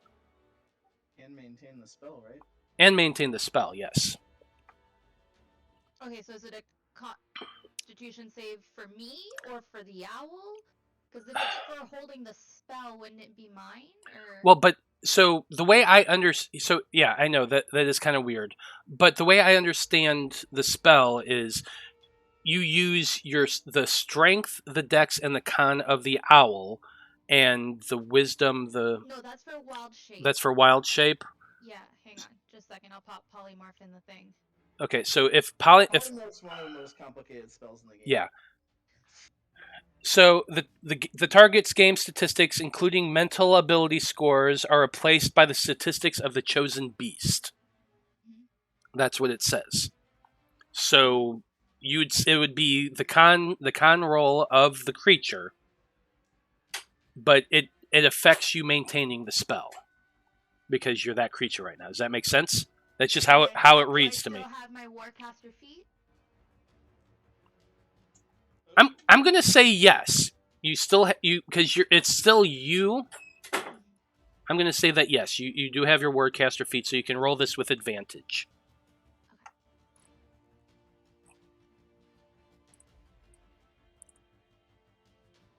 17.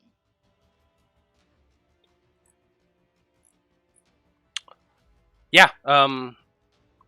I'm going to say that yes, you do manage to maintain your concentration on the spell, which is a really good thing, because if not, you would have transformed into a dragonborn, and all 3 of you would have fallen. Mm-hmm. But you do manage. Liam, he's got his feather fall. Shit. Mm-hmm. So that would have hurt. But right now you are about 40 feet in the air, above one cliff level, and trying to get to another. So that's. Just so you know. So we've got 20 feet to get to the ledge? Yes. Okay. Now, starting things off, go ahead. I was would say Apollyon's up there on the ledge with me, because this was the one where he had climbed up with me. Well, he had climbed up, but what's his movement speed? 30. So he would have made it up. He was about halfway up when this happened. Oh, my movement speed is 40. 40, but that's still less than 60. So you're about 20. Yeah. You're about 20 feet away, hanging on the side of this cliff right now. Okay. So, with all these things in mind, blood from a stone, what would you like to do? So the ones up here on top, are those 10 feet as well? So the way this is going to look is anything that looks flat, those are actual 5 feet squares. Anything that's on the diagonal where the arrow is, that's vertical. Those are the 10 feet. Yes. So it was probably, was it like the arrows, did they come from the direction of these assholes over here? Could we have telled from when we got shot? Make a perception check.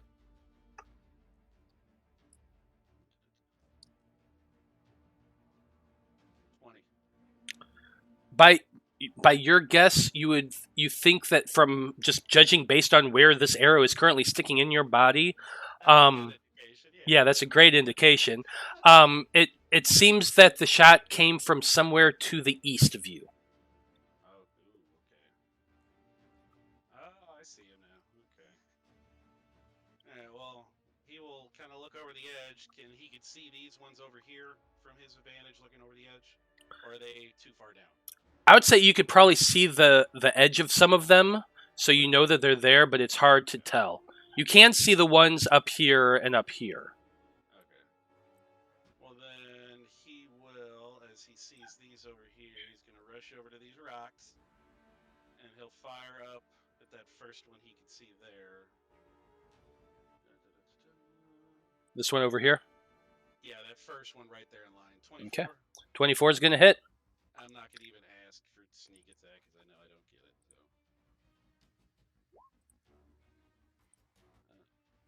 And it's total of 10, 9 piercing, 1 force. Okay, 10 points of damage. You aim at this winged shape that has come jumping up off of the edge of the cliff, and you fire, hitting it directly in the center, and you see a little bit of that green bolt that as it hits, the thing is still flying. Get right up there next to the rocks and pull his cloak over his hair. Well, he's always got the fucking cloak up. And then he's just going to hold against the rocks and do his Frodo thing and go for a stealth check. Okay. 29 hiding against the rocks. And with your cloak wrapped around you, you go running over to the edge and just blend in downward and hide. And that's it. That cloak wash. It's got to smell like balls by now. Jesus, he never takes it off. Yeah, probably. Yeah, that's his turn. Okay, Liam, you're up next. You are currently being held by Eloise in the air by the giant owl. You can see blood. You saw blood from a stone go shooting this thing up towards the cliffs that you can kind of sort of see with your vision. But what is it you want to do? I'd like to try and make an acrobatics check to swing off of the bird and land on the ledge up here, if that's possible. So the ledge itself is 20 feet above you. Oh, it's above me? Yeah, where she's flying. Because it's bad to represent on a map like this. But imagine yourself, you're 40 feet in the air, flying above this ledge. The ledge there to your right, where you're floating, goes up another 20 feet, and there's the ledge. Now, you can make an acrobatics check to try to flip out of her grasp and grab onto the ledge, if that's what you want to do. I can see these things, though, right? Some of them, yes. You would have angle on some of them. In my current predicament, I'm gonna chuck 2 shuriken at them because that's a one-handed thing I can do. Okay, you can definitely see these guys. Disadvantage. So you can definitely see these guys down here. What's the range on your shuriken? I think it's 20. I believe they're like 30 feet. Well, 30, 60. yeah. So yeah, that would be a disadvantage. Alright, yeah. I'll take some disadvantage shots hanging from a bird here. Absolutely. Go for it. It's gonna be metal though if you hit, dude. Fuck. 12's not gonna hit. Unfortunately, no, it's not. Get a second. Oh shit. 17. That will hit. Alright. 8 points of piercing damage.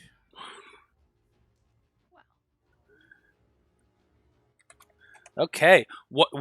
Two shurikens go flying through the air. One misses completely. The other one smashes directly in through the wing, cutting a little bit of a hole through it as the thing screeches out in pain. It's floating. It's flying kind of weird and having to work to keep itself upright. Yeah, I'll just keep hanging on to the bird for the rest of my turn. I like it.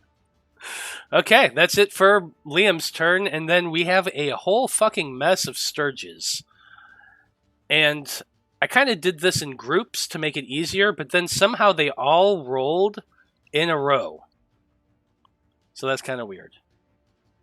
So, bear with me for a little bit. Awesome. Yeah. Okay, how am I going to do this? Okay. One group is coming flying down at blood from a stone. They have disadvantage on seeing him. That's true, they do. So they saw something in this general direction. Let me see here. 5, 10, 15, 20, 5, 30. So that's their movement right there. Perception check. They get disadvantage on trying to see you as well? With that cloak, it's fucking awesome. The elves know what they're doing.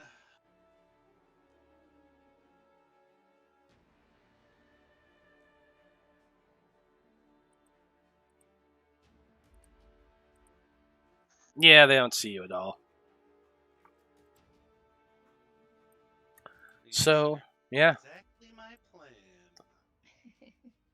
So let's see. The only other thing it can see right now is Jareth. So all four of them are coming flying down towards Jareth. Oh, sorry. Sorry, Jared. Right off. I feel so bad now. I should have let him see me.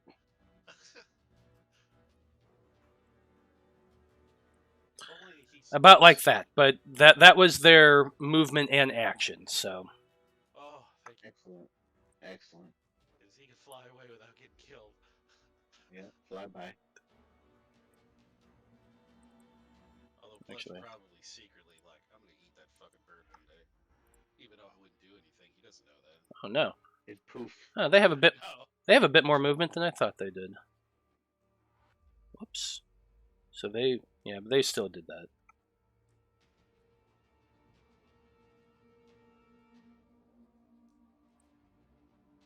Five, 10, 15, 20, 30, 35, 40, 45, 50, 55, 60. It's right about there. 5, 10, 15, 20, 25, 30, 35, 40, 45, 50, 55, 60. Right about there. 5, 10. So that group is moving right about there, swarming around you, Apollyon, as you're climbing up the side, but they had to use movement and action to get there. Oh, I was snap. about to say, how far can they move? They have a fly speed of 60 feet. Oh, same. Yeah. So 5, 10, 15, Yeah, but 20. these things didn't shoot longbow arrows.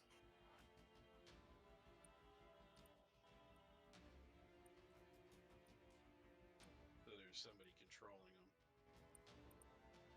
So all four of this group does manage to get up to Veil and Liam, who are hanging from Eloise right now. So that's going to be 2 attacks on Veil, 2 attacks on Liam.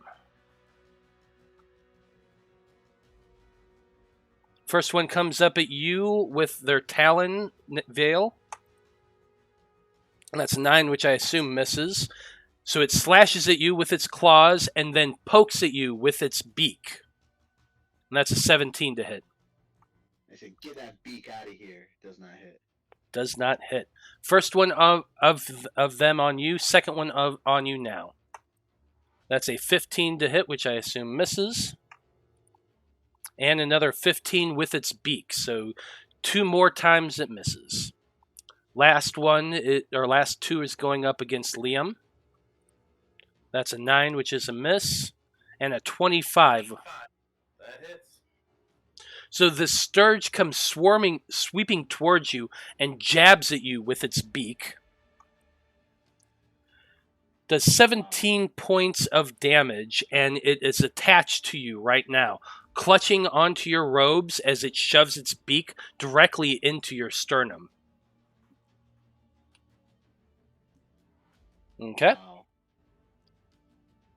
Yep. Second one that's floating around you, Liam. It's also got Eloise right there. So I'm going to have that last one attack Eloise. Why not? So that's an 11 to hit you, Eloise. That misses. And the second is a 19. Damn it. It hits. That one does hit, and it pierces into your side, Eloise, doing 13 points of damage. This one I can reduce by the rules, yes? Let me look at the rules here I again. can see it, and she's within 5 feet of me, right? Then, yeah, I would say yes, you can do that. Alright, so it's a D10 plus my proficiency. So I reduce it by 5. So it begins stabbing down into you, Eloise, with its beak. Liam twists and kicks out, hitting the sturge. Its beak goes wide, and it has to push down a little bit to get into you. It takes away a little bit of that damage. How much damage did it reduce by? Reduced it by 5. By 5. So instead of 13, you took 7. 8. 7? 8? Whatever. Either way, I poof Yeah, back 8. into a dragonborn. Okay. The moment you poof back into a dragonborn, all of you flying there drop. So hold on 1 second. Well, would we drop on our turns?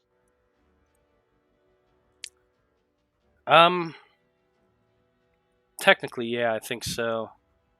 Well, this all happens in 6 seconds, but a drop isn't 6 seconds. It's just immediate.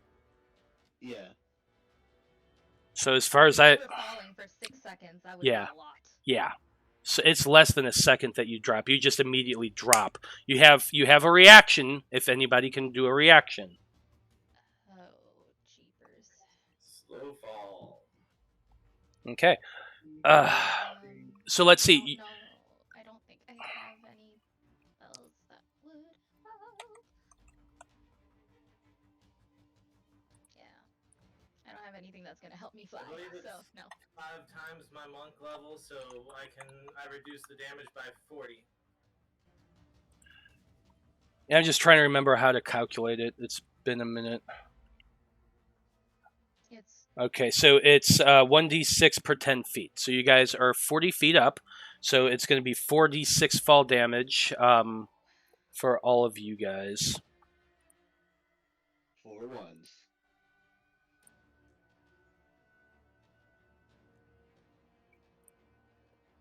Wow. Oddly enough, 7 points of damage. How the hell did you do that, Veil? Fucking wizard. I called in a favor with roll 20. Veil is coming. So we should go over this Seriously, goddamn. Yeah, I'm gonna say I use my Dragonborn claws and kind of latch onto the side of the cliff to try and slow myself down a little bit. You absolutely could have tried if you were close to that ledge, but I'm talking about that's why I only Yeah. took 7. Yeah, maybe so. So, let's see.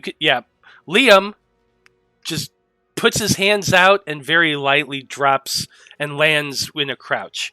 Eloise, the moment she took that damage, she just dropped. She reaches out with her claws, trying to grab onto that ledge. It catches for 1/2 a second, and then boom! Veil, you as well.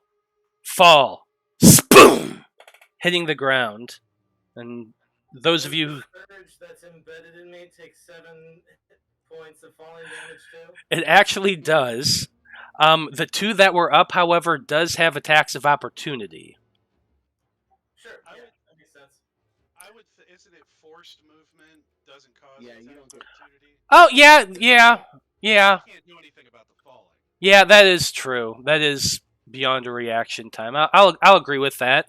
But and yeah, the one guy that latched onto you does definitely take the 7 points of fall damage.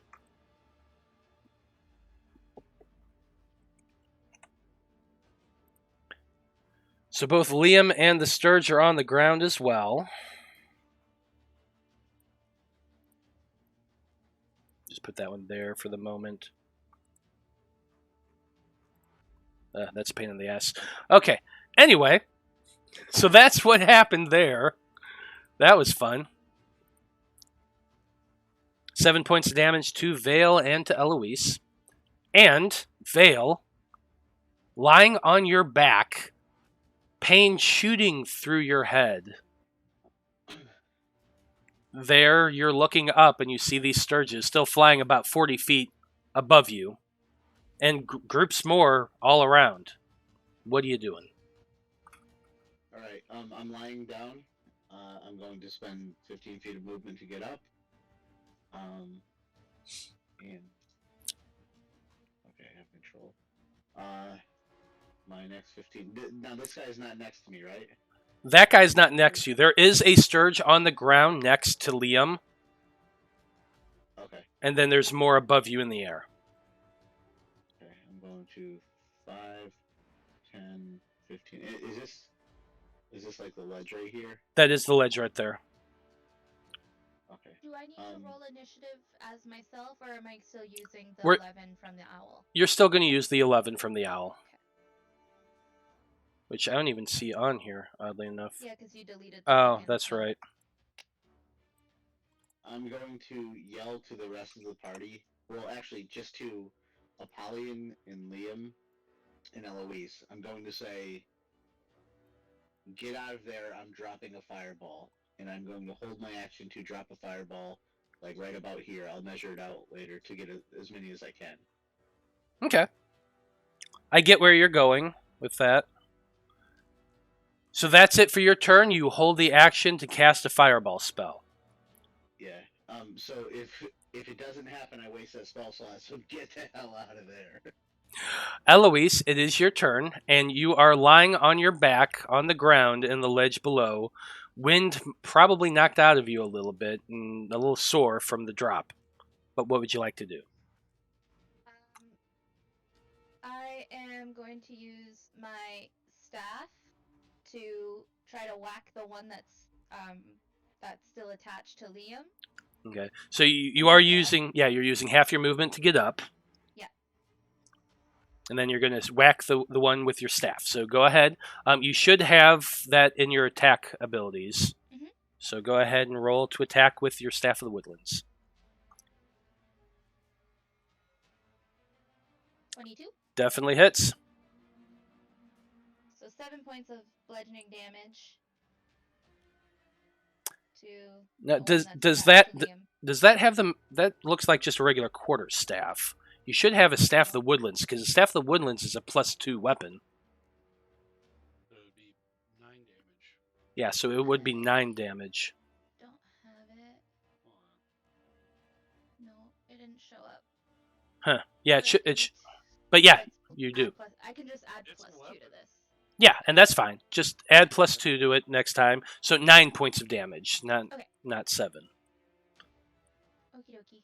And that's that guy right there. So you raise the staff overhead, two-handed, smashing down into the sturge that's on the ground next to Liam. You hear it scrack, and you feel like some of the bones may have broken in the thing. Mhm. It is still alive. That's fine. I am then going to use the rest of my movement to go near Vale, because that's what he told me to get out of the way. So, yeah, just over here, I guess. You didn't want to be, like, on the other side of me.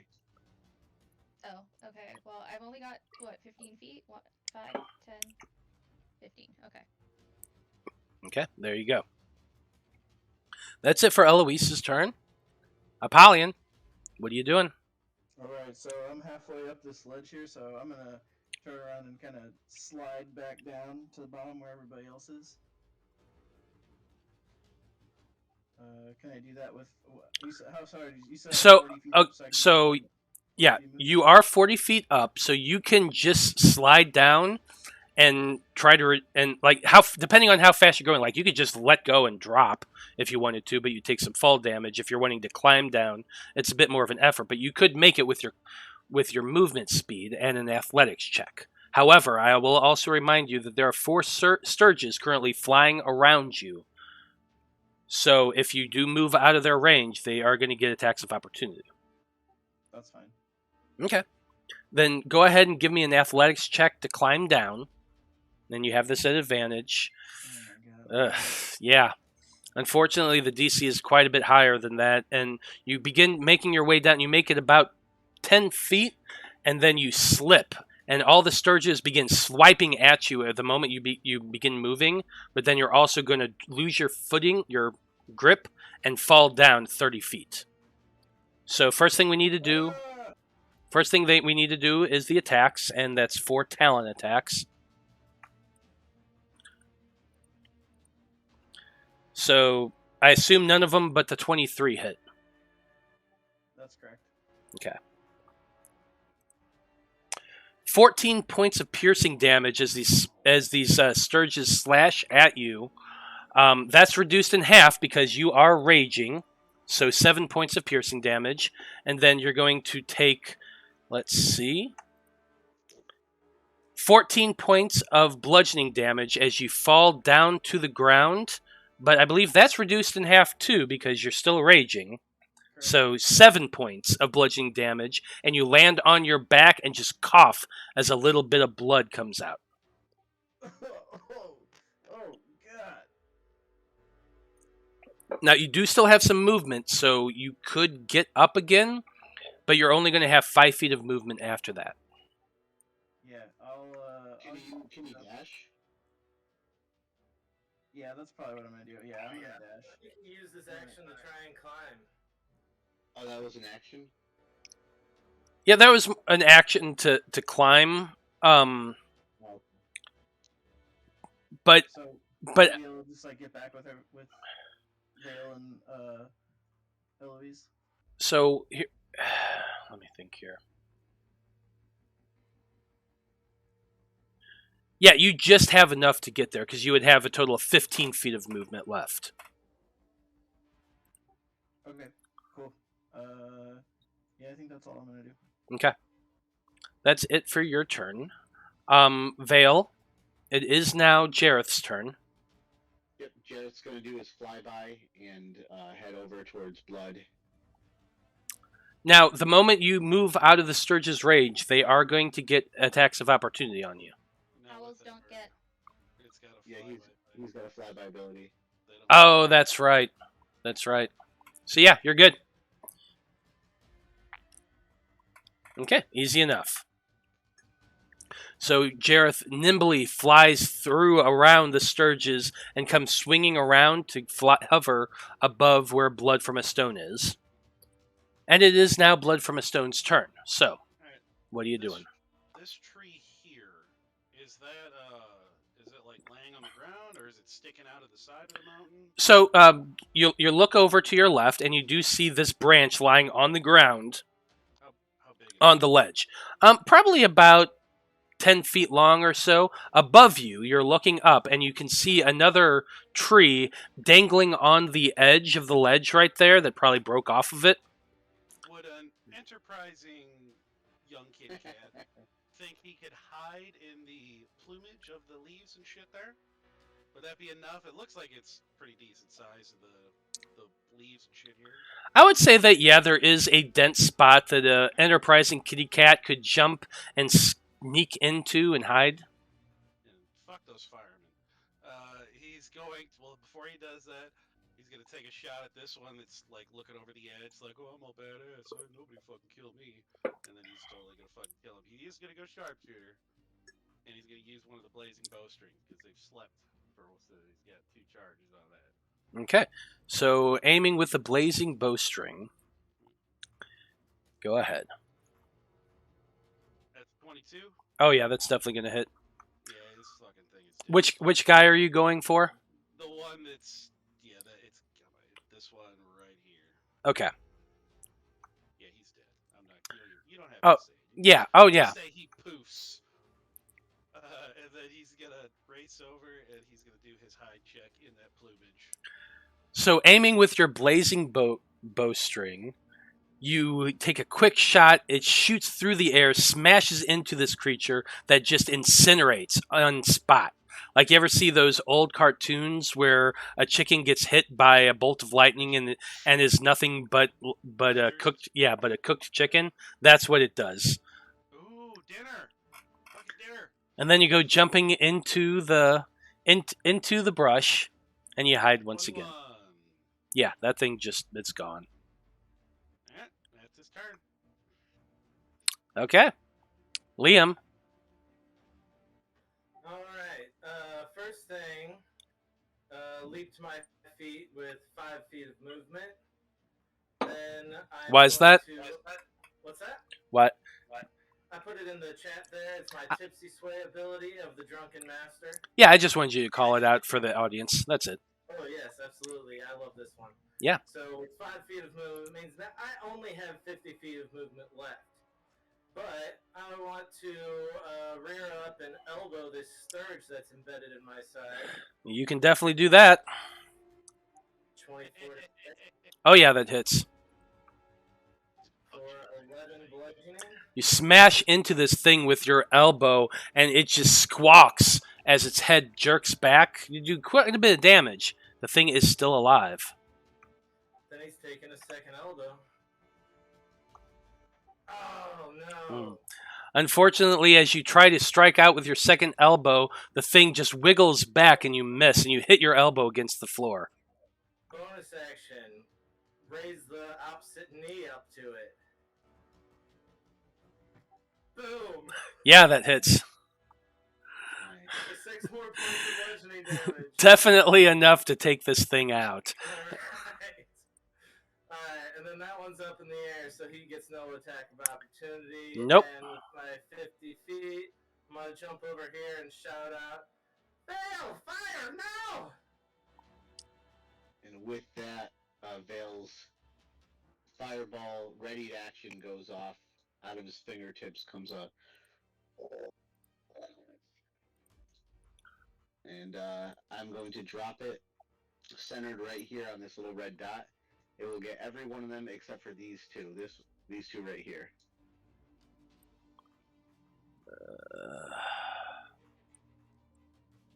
Let's see, what is that? 5, 10, 15, 20, 25, 30, 35. What's the size of it again? 20-foot radius, so 40 feet. Yeah. So, ooh, damn it.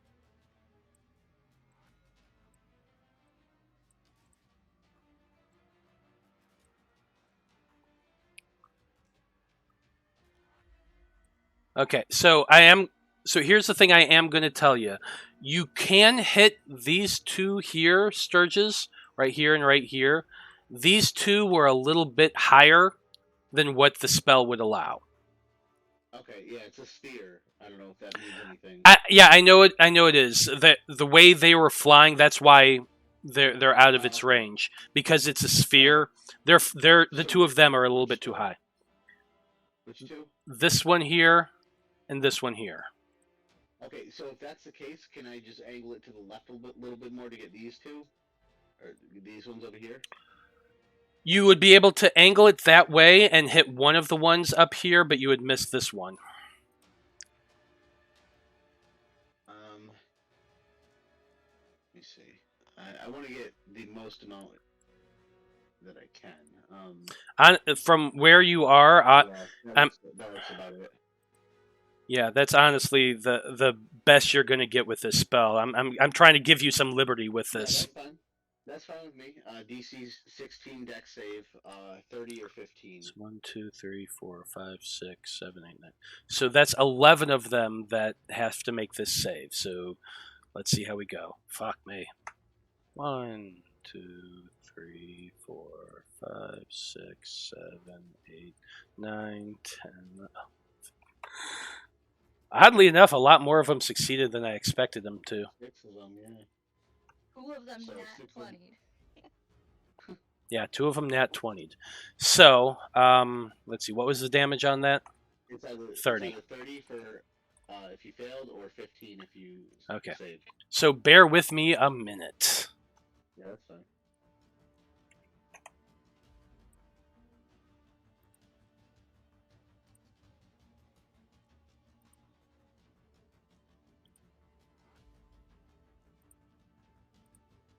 I'd like to think blood could fuck with you, and you hear just like a cat scream in the distance.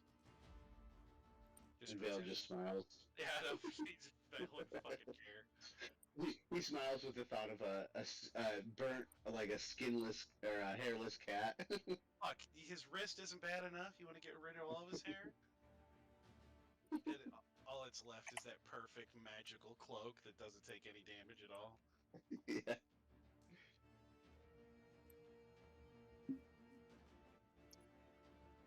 Skeleton's still wearing the fucking headband of intellect. He's smart.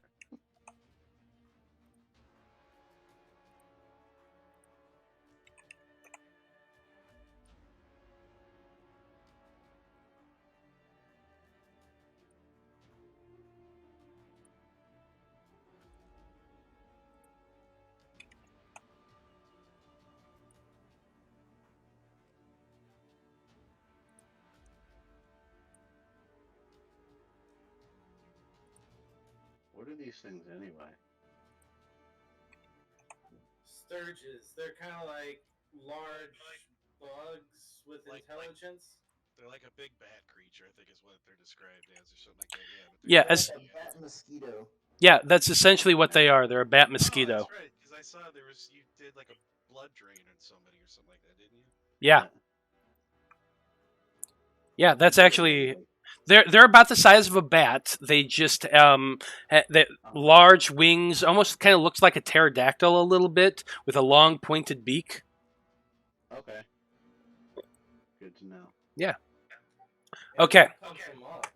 Fucking assholes. So there we go. That's it took one of them out. It crispied the hell out of most of them.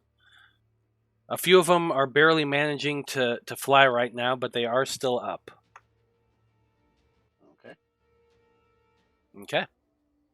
That's it for Liam's turn, and that's it for Vale's turn. Next we come to the Sturges. So give me a second here. The Sturges that are severely injured and have been burned just turn tail and run. And they're flying away.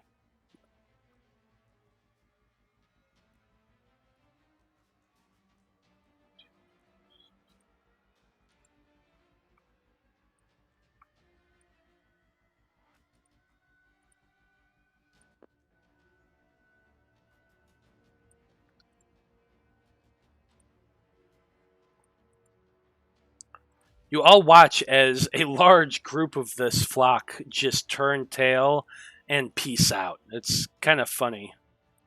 Toodles.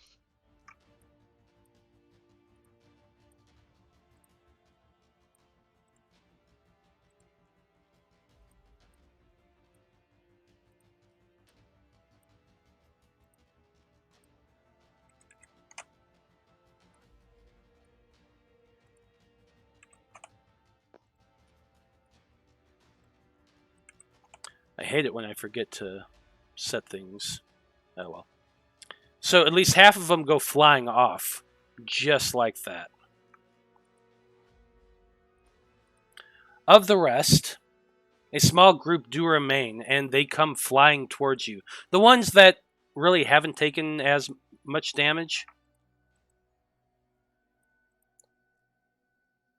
First one comes flying towards Veil, making 2 attacks.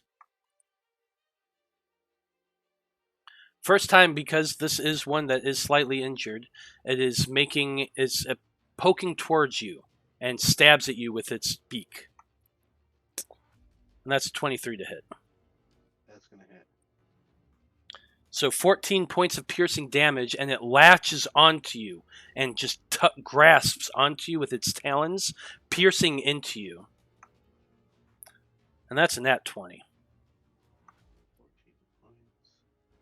So that's 18 points of damage as this thing just latches into you, Blood.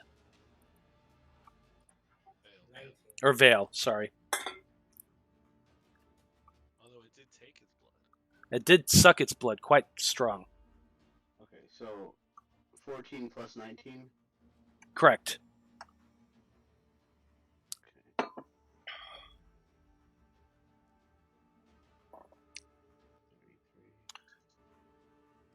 Next off, we have one coming towards Eloise.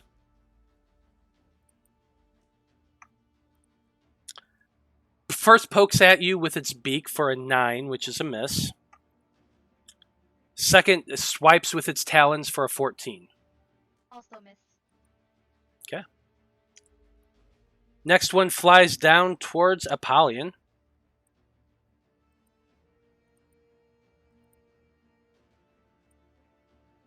That's a 7 and a 21. Those both miss. Wow. You have a 22 AC? Yeah, I just put 2 points into my dex this level. Whew, nice. We got 4 more that are still in the fray. It's coming swarming at you, Apollyon. I'm fending them off with my shield. That with a 10 you definitely do. The second is a 24. Ooh, 24 hits. 11 points of piercing, reduced by half because of your rage. Okay. The rest of them are flying towards you. At least this one is. First attack's an 18, which I know misses. Second is a 9, which misses. There's 2 of them remaining. And Jareth is up there, and one of them does see it. And seeing it as an easier meal, it's coming flying towards Jareth to attack it. That's a 20 to hit with its piercing. So I assume that just offs Jareth right there. Yep. Oof. So as it goes flying up, it stabs into Jareth, and Jareth just poofs out of existence. And you hear this thing just go, Rah! Not understanding exactly what happened.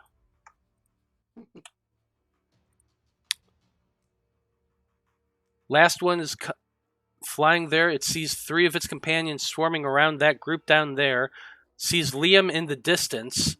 And it's going flying towards him. 5, 10, 15, 20, 25, 30, 35, 40, 45. So, yep. It's taking 2 attacks at you. Well, it's also 60 feet down, right? You do have a good point. I think Liam's I gotta think of the angle real quick. Hold on. Yes, you actually are correct. It would not have its full movement to get to it with 1, so it uses its dash to get there. So that ate up its attack. Okay. Pythagorean theorem. No, yeah, you're completely right, and that's the fun point of trying to think 3-dimensionally on a 2-dimensional grid. But Veil, you're up next. All right, I'm going to point at the one on my stomach and try to Toll the Dead to get it off me. DC 16 Wisdom save. That's that one? Whatever one's attached to my stomach. Doesn't matter, he passed anyway.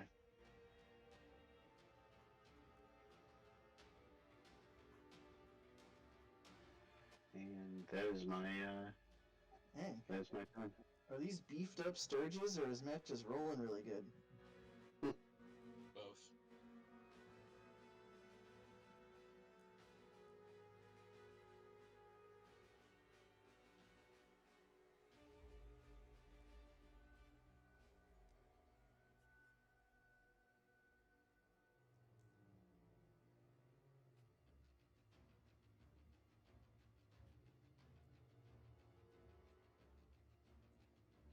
You guys still there?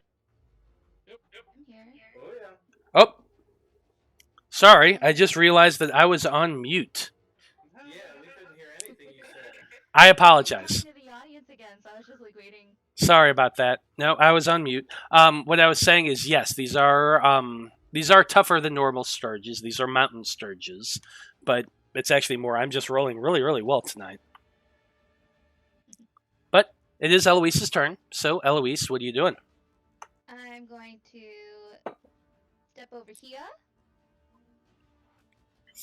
And I am going to throw an ice knife at this one. Okay. So I'll throw that in chat.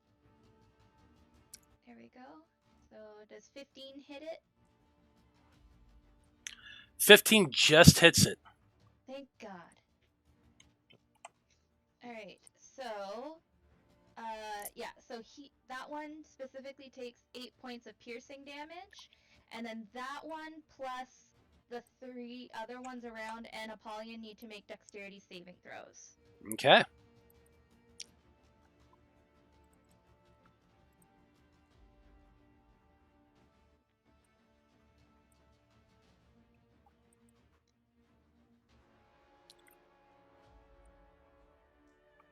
Dang. So it looks like, One of them, yeah, it looks like one of them did take it. well, and the one who got hit, I think, right? No? Let's see. You create a shard of The ice that target fling and it. each creature within 5 feet. Okay, must so make a dexterity saving so I throw. need to make one more. Okay, so just one of them takes the extra 7 cold of damage. Okay. 7 damage of cold. Okay, you throw your ice knife slamming into the sturge. It explodes, and the one next to it does take the extra damage from the shards flying. And Apollyon needs to make a dexterity saving Yes, throw, Apollyon. It's within 5 feet. Okay, Apollyon, make a dex save. I get to do so at advantage. You do still have it with advantage because you're raged. As I throw the ice knife, I'm going, I'm sorry, Apollyon! Thought rage was just for strength stuff. No, it's because I have uncanny. Not uncanny dodge. What is it called? It's just a different feature. Oh my god, you're a rogue. I didn't know that. Danger sense. It's called danger sense. He's a roguish, handsome. Yeah, 18. Yeah, that is a save for you. Okay, that's it. Eloise, do you do anything else in your turn? Nope, that's about it. Okay, that's it for Eloise. Apollyon, what are you doing?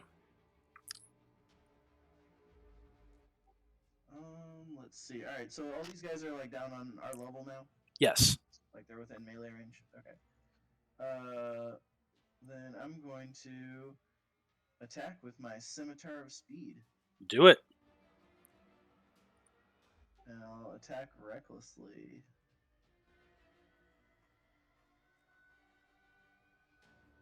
I'm such a nice DM. 16. Yeah, 16 hits.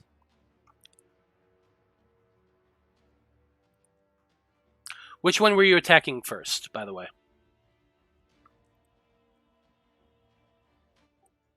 This one right here to my. Oh, sorry, I have to change my cursor. But the one to the right? Yeah, that one right next You to got it. 13 points of damage to that sturge. Alright, I'm going to attack that one again. If it's not dead. It is not. This is the one that actually hasn't been hit yet. 19. Yeah, that hits. 14 more damage.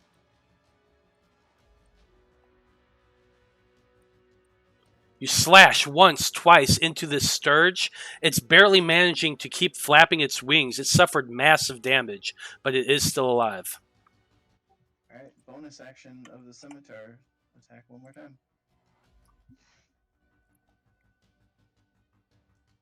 28. Ooh, Oh, yeah. that's great. Yeah, that hits.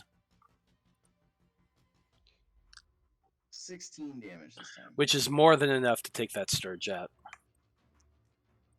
You slash through it one last time, and it just falls to the ground dead at your feet. You doing? I assume that's it for your turn? Yeah, that's all I got. Okay, blood from a stone. You're hiding in a bush right now. What are you doing? Oh, this one's up here. He thought he was getting a free meal. He's just, this is awesome. He's so gonna fucking die now. So I'm just gonna shoot at him. I'm not gonna go sharpshooter this time because I just don't feel the need. But I will do the. I'm not gonna do blazing bowstring. I'll save that for. I have a feeling there's somebody who shot that fucking longbow at us. So we're gonna find them. Shot at this guy right here.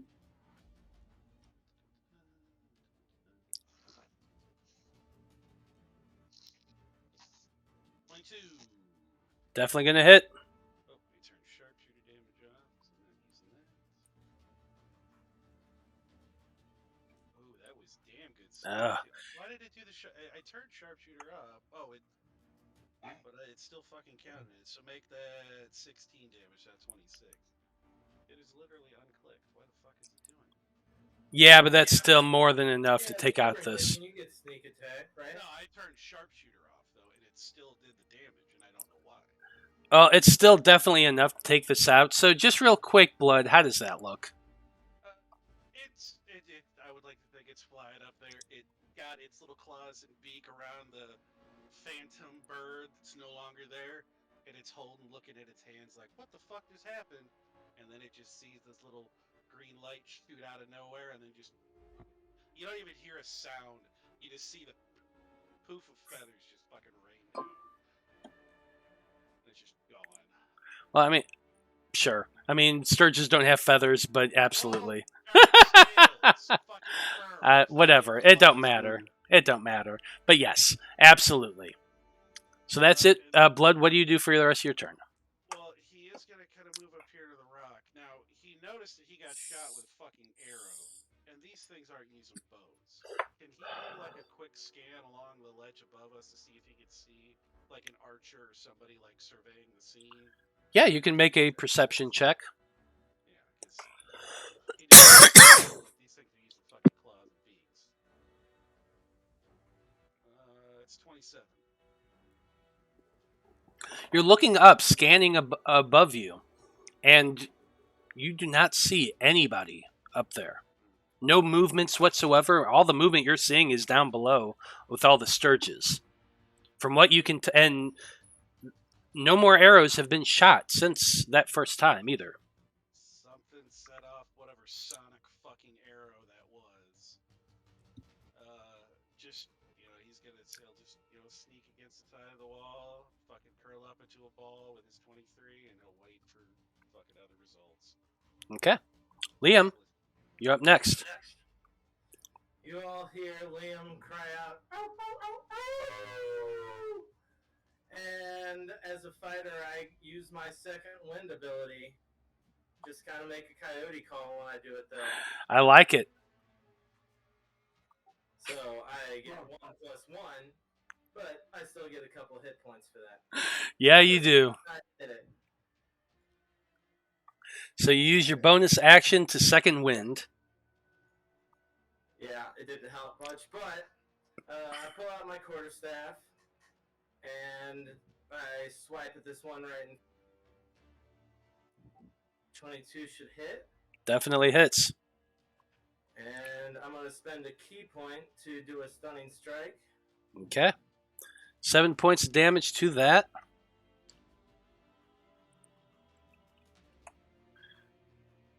And let's see here. Okay, it's a con save. Yes. Oh, yeah, that's a 9. That's a fail. Picturing him holding a bat and just punching into the face. So you hit the sturge with your quarterstaff, and as you do, you send your key out into it, and it just zzz, and drops. Just freezes, yeah. Okay, then with my movement, I'm going to come over here and do a nice running, like, Happy Gilmore uppercut swing with my quarterstaff at this one right here. I love it. Go for it. Oof. 13. Unfortunately, as you're running up, screaming like Happy Gilmore and take your swing, your boot hits a rock, you go stumbling forward, and your swing goes wide. Great. That's it for my turn. I'm staying right there. Great try. Gotta go train with Chubbs some more. Yeah. Okay. Next up, yeah, that was the guy's name from the show. Okay, there are 4 Sturges remaining up and 1 that's currently paralyzed on the ground that Liam left. First one is stuck in Veil currently. Now, while it's attached to you, it can let's see. The Sturge attacks the target while attached. While attached, the Sturge doesn't attack. Instead, at the start of each of the Sturge's turn, the target loses 2d6 plus 6 hit points due to loss of blood. So we're going to roll that for the one that's attached to blood. Or Veil, sorry. Why do I keep saying blood? I don't know. Because it's sucking blood out, maybe? Yeah, it's because it's sucking blood out. Because I'm looking at the word blood drain. But yeah. Okay, so let's see. So that's 13 points of damage that as this begins sucking the life force out of you, Veil. I drop. And as it's sucking, you all just watch as Veil falls down to the ground unconscious. Still with the Sturge attached to him. There's 3... Way to go. Yeah. There's currently, let's see, there's 1 next to Eloise and 2 next to Apollyon. So the one, let's see, Something sucked him so hard he fell to the ground. Eloise, was one attached to you? I don't remember. No. No, okay. So it's first swiping at you with its talons. That's a 7, which is a miss. Pokes at you with its beak, and that's a 19. At me? Yes, at you. Okay, yeah. The beak hits. The beak does hit. It latches onto you and stabs you down with its beak into your body, and you just scream out as you take 12 points of piercing damage. Good gracious. The last 2 are still swarming around Apollyon. So, Apollyon, here we go for you. That's a 15, which is a miss, and a 9, which is a miss. Next off, 19, which is a miss. God damn. And there's a nat 20. Ooh. So the last one... Use my luck to reroll that one. Oh, you would you? Okay. Rerolling using your luck point. And good thing you did, because that's a 9. All right. Okay. The biggest cheat feat in the game. Yeah, I agree. It's pretty great. Okay. We've now come to Veil. Veil, I need you to make a death saving throw, please.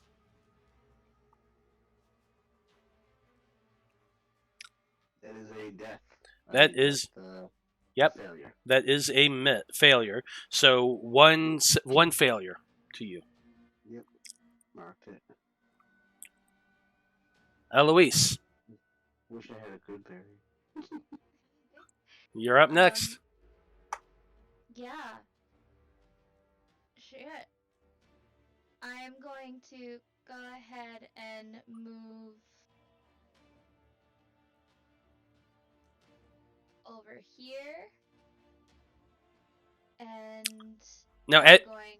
I am going to point out that you are moving out of one of their combat rage, so they are going to have an attack of opportunity on you. Okay. So then this is the one that's attached to me? No, this one here was. Okay, so then wouldn't he come with me and not get an opportunity? Oh, wait a minute. You're right. You know what? You're right. He's attached to you. He would just be kind of stuck with you. You're right. And I guess I'm gonna... for leaving my area. Forced movement. Okay, maybe you're right. It's easy, but no. And I was thinking of Kiestan.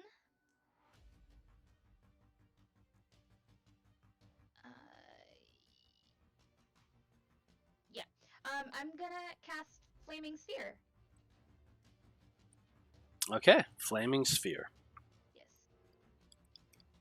And I'm gonna pop it, like, I'm gonna go ahead and, how big is it? I threw it on there for you. It's That's just diameter. 5 foot, Okay, yeah. cool. I'm gonna go ahead and in 5 feet up the, yeah, okay.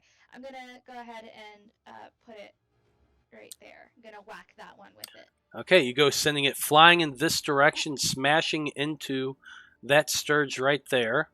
Yeah. So it's going to make a dex saving throw.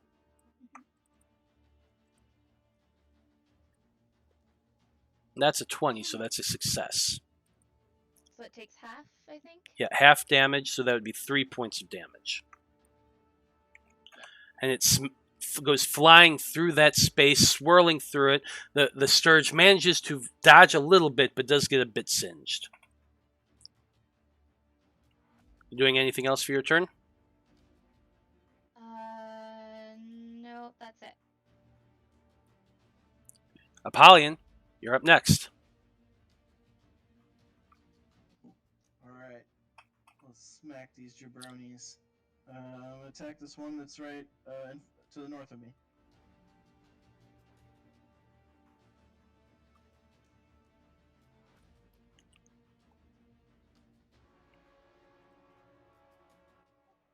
Wow, Oof. for real? You have points of luck.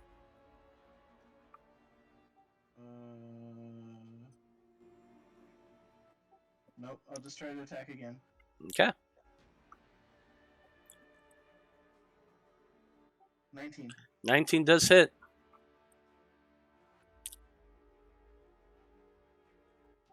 12 points of damage. Definitely enough to take that thing out. And then, am I able to hit this one as well? Yeah, that one's still there next to you. Okay, bonus action to attack that one.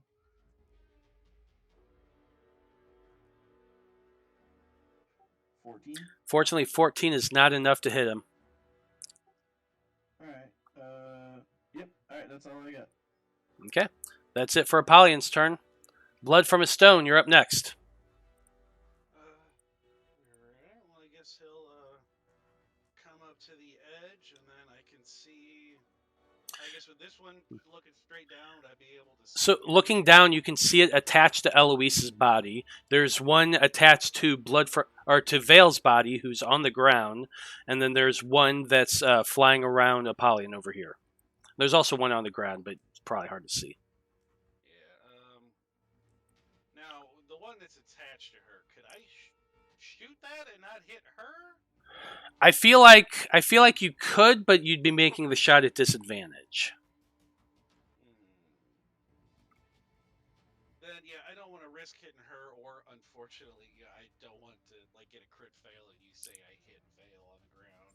So I'll shoot at this one. Oh, I mean, does that sound like something I would do? Fuck you, Matthew. You know exactly that's something you would do. So don't you fucking start. I'll shoot at the one that's flittering around Apollyon, then just so I don't kill anybody else. Okay. One. Definitely hits. Well, I've got an ally, but I was hidden from it anyway. But yeah, so we'll get that nice sneak attack. 25 Oh, yeah. total. It only had 7 hit points left. You easily take it out. Would you? I guess can I do? Well, I mean, I won't worry about another check because I figure we'll have to do that as a group. What's that? Look for more people like somewhere around because someone shot those arrows at us from somewhere. You can make another perception check as a bonus action. I'll allow. Yeah, I'll do it this time, but I'm not looking up. You said it came from the east, so I'm just gonna focus on the east. Okay. Is where I'm gonna be looking, in that general direction.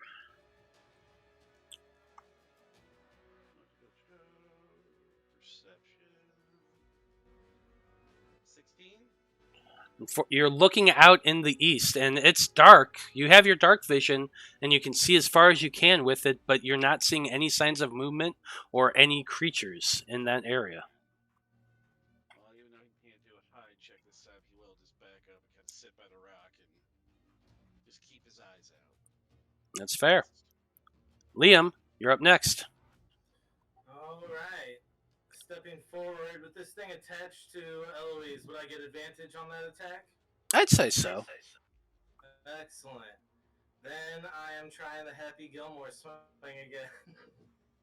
I mean, if you're going for the Happy Gilmore swing, there is one stuck in Veil on the ground. 23 to But hit. a 23 does hit the one attached to Eloise. 10 bludgeoning. 10 points of damage. You smash into it with your quarterstaff, smacking it in its head.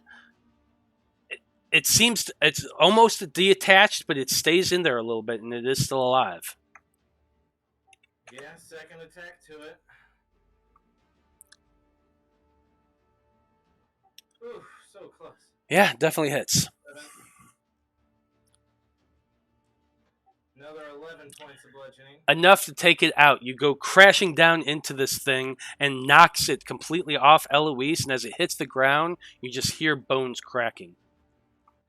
And reverse the staff around and polearm bottom to the one on... Nope, can't hit that one. Nope, 13 does not make it. That's the end of my turn. Can't do anything else. Okay. That's it for your go. It's now the Sturgis' turn. There's one attached to Veil right now. And it yanks itself back out of the fallen Veil. Looks towards you. Now here's the thing.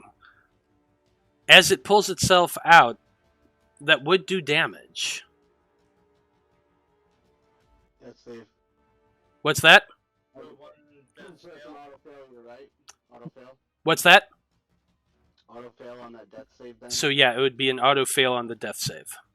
So that's 2 failures so far. We've got a diamond. So, the one that was attached leaps off Veil and goes flying towards you, Liam.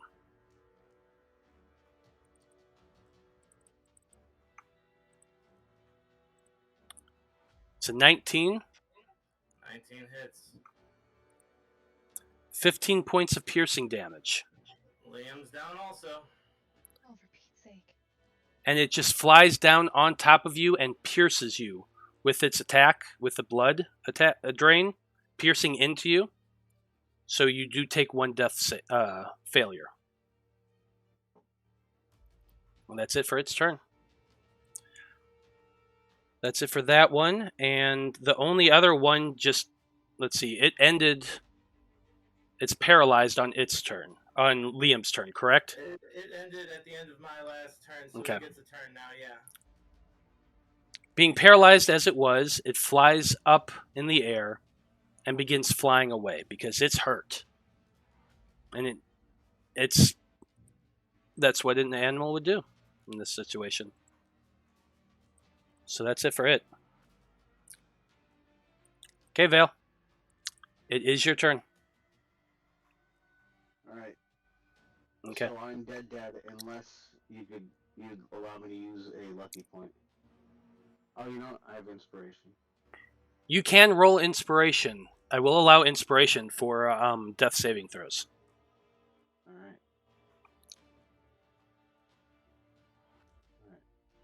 One failure, or one pass. Success. Okay, there's an 18, yeah. So make sure you mark off your inspiration on your sheet. And, I took it off. okay. Eloise. Bonus action, I'm going to move my flaming sphere to whack the one that's, I guess, now attached to Liam. Yeah, it would probably be right about here, I imagine.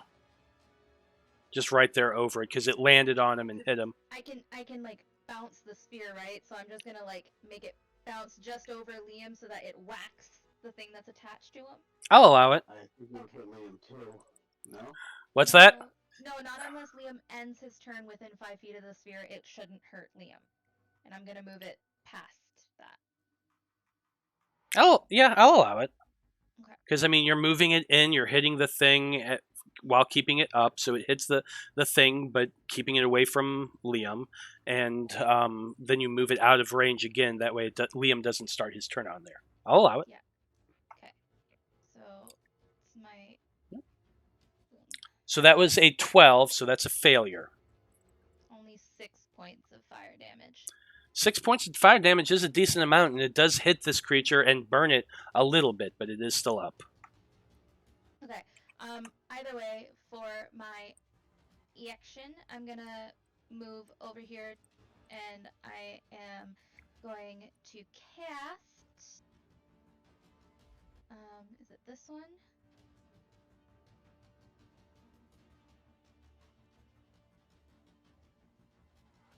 No, it's not that one. Which one is it? Shit, where'd it go? What are you trying to cast? It's a healing spell that can heal more than. I don't have that one. You're talking about healing spirit? I think so. Is that the one that can heal anyone within? Yes. Yeah, it is, but I think there's a time to cast it. Just pop it up real quick, double check it. It's a it's a bonus action. Shit, I used my bonus action. Do you have Mass Cure Wounds? Don't have it available right now. Okay. Okay, that's fine. You wouldn't get to next level anyway, I don't think. I'll use cure wounds on Veil first, because he went down first. Okay. Go ahead and cast your cure wounds.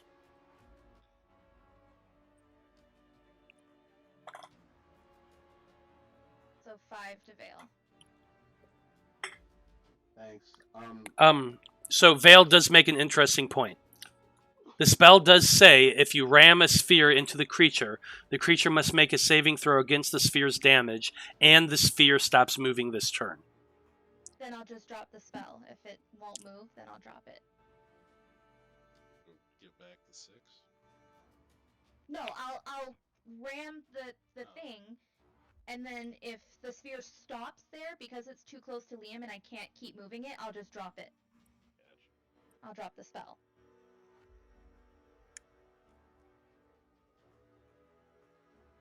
Yeah, I guess I'll allow it. Why not? Rule of nice today. Thank you. You touch down and touch Veil and heal him for 5 hit points. Okay? That's it for Eloise's turn. Apollyon, you're up. Alright. I'll turn around and see that 2 of my friends are on the ground here, and I'll rush over, and Liam still has the one attached to his chest, right? Yep. Alright, I'm gonna use a bonus action and attack recklessly with the scimitar. 26. Definitely hits.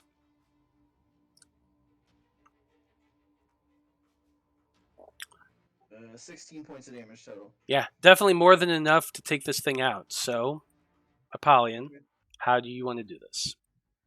I'm gonna rush over and seeing them on the ground, I'm gonna kind of bash the what is it called? The Sturge with my shield a little bit to kind of get it to plump up away from him, and then just take my scimitar and just swing it horizontally and just cleave right through it. Then I'll get down on my knees and like pull the rest of it out, like pull its beak out and everything. And I will use, I think it's a medicine check to stabilize Liam. Yeah, I'll allow it. Go ahead and use your medicine check. Oh, that was not supposed to be an advantage. But still, this first one was a 16, which is enough. You pull out your medicine kit and begin bandaging Liam, wrapping bandages around his wounds and tightening it. And as it does, Liam, you do awaken with 1 hit point. Or actually, no, it just stabilizes. Never mind. It just stabilizes him. So you're not bleeding out anymore, but yeah. I'm going to put a level 2 cure wounds into each of them. Okay, go ahead and roll your 2 cure wounds. Because, yeah, battle is now over. Everyone's kind of looking around, and Eloise starts pumping spells into the 2 falling friends. There's In order one to of do it, them. Matt, Blood's gonna hug the wall, and he's gonna get over, over in this area, and he's just So gonna. each of keep you looking. each of you get, so one of you gets 20, one of you gets 15. So Liam gets 20, Vale gets 15. Yeah, that'll give me 20 hit points. Yeah. Okay.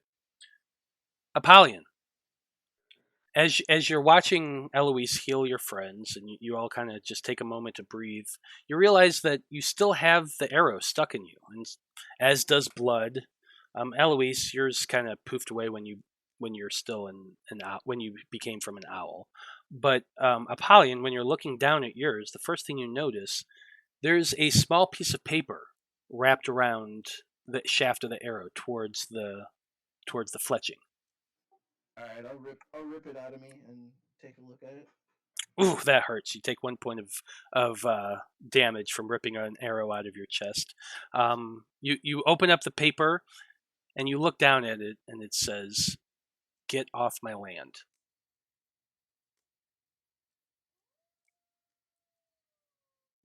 Get off my land. I didn't know this mountain belonged to anybody. Gran Torino.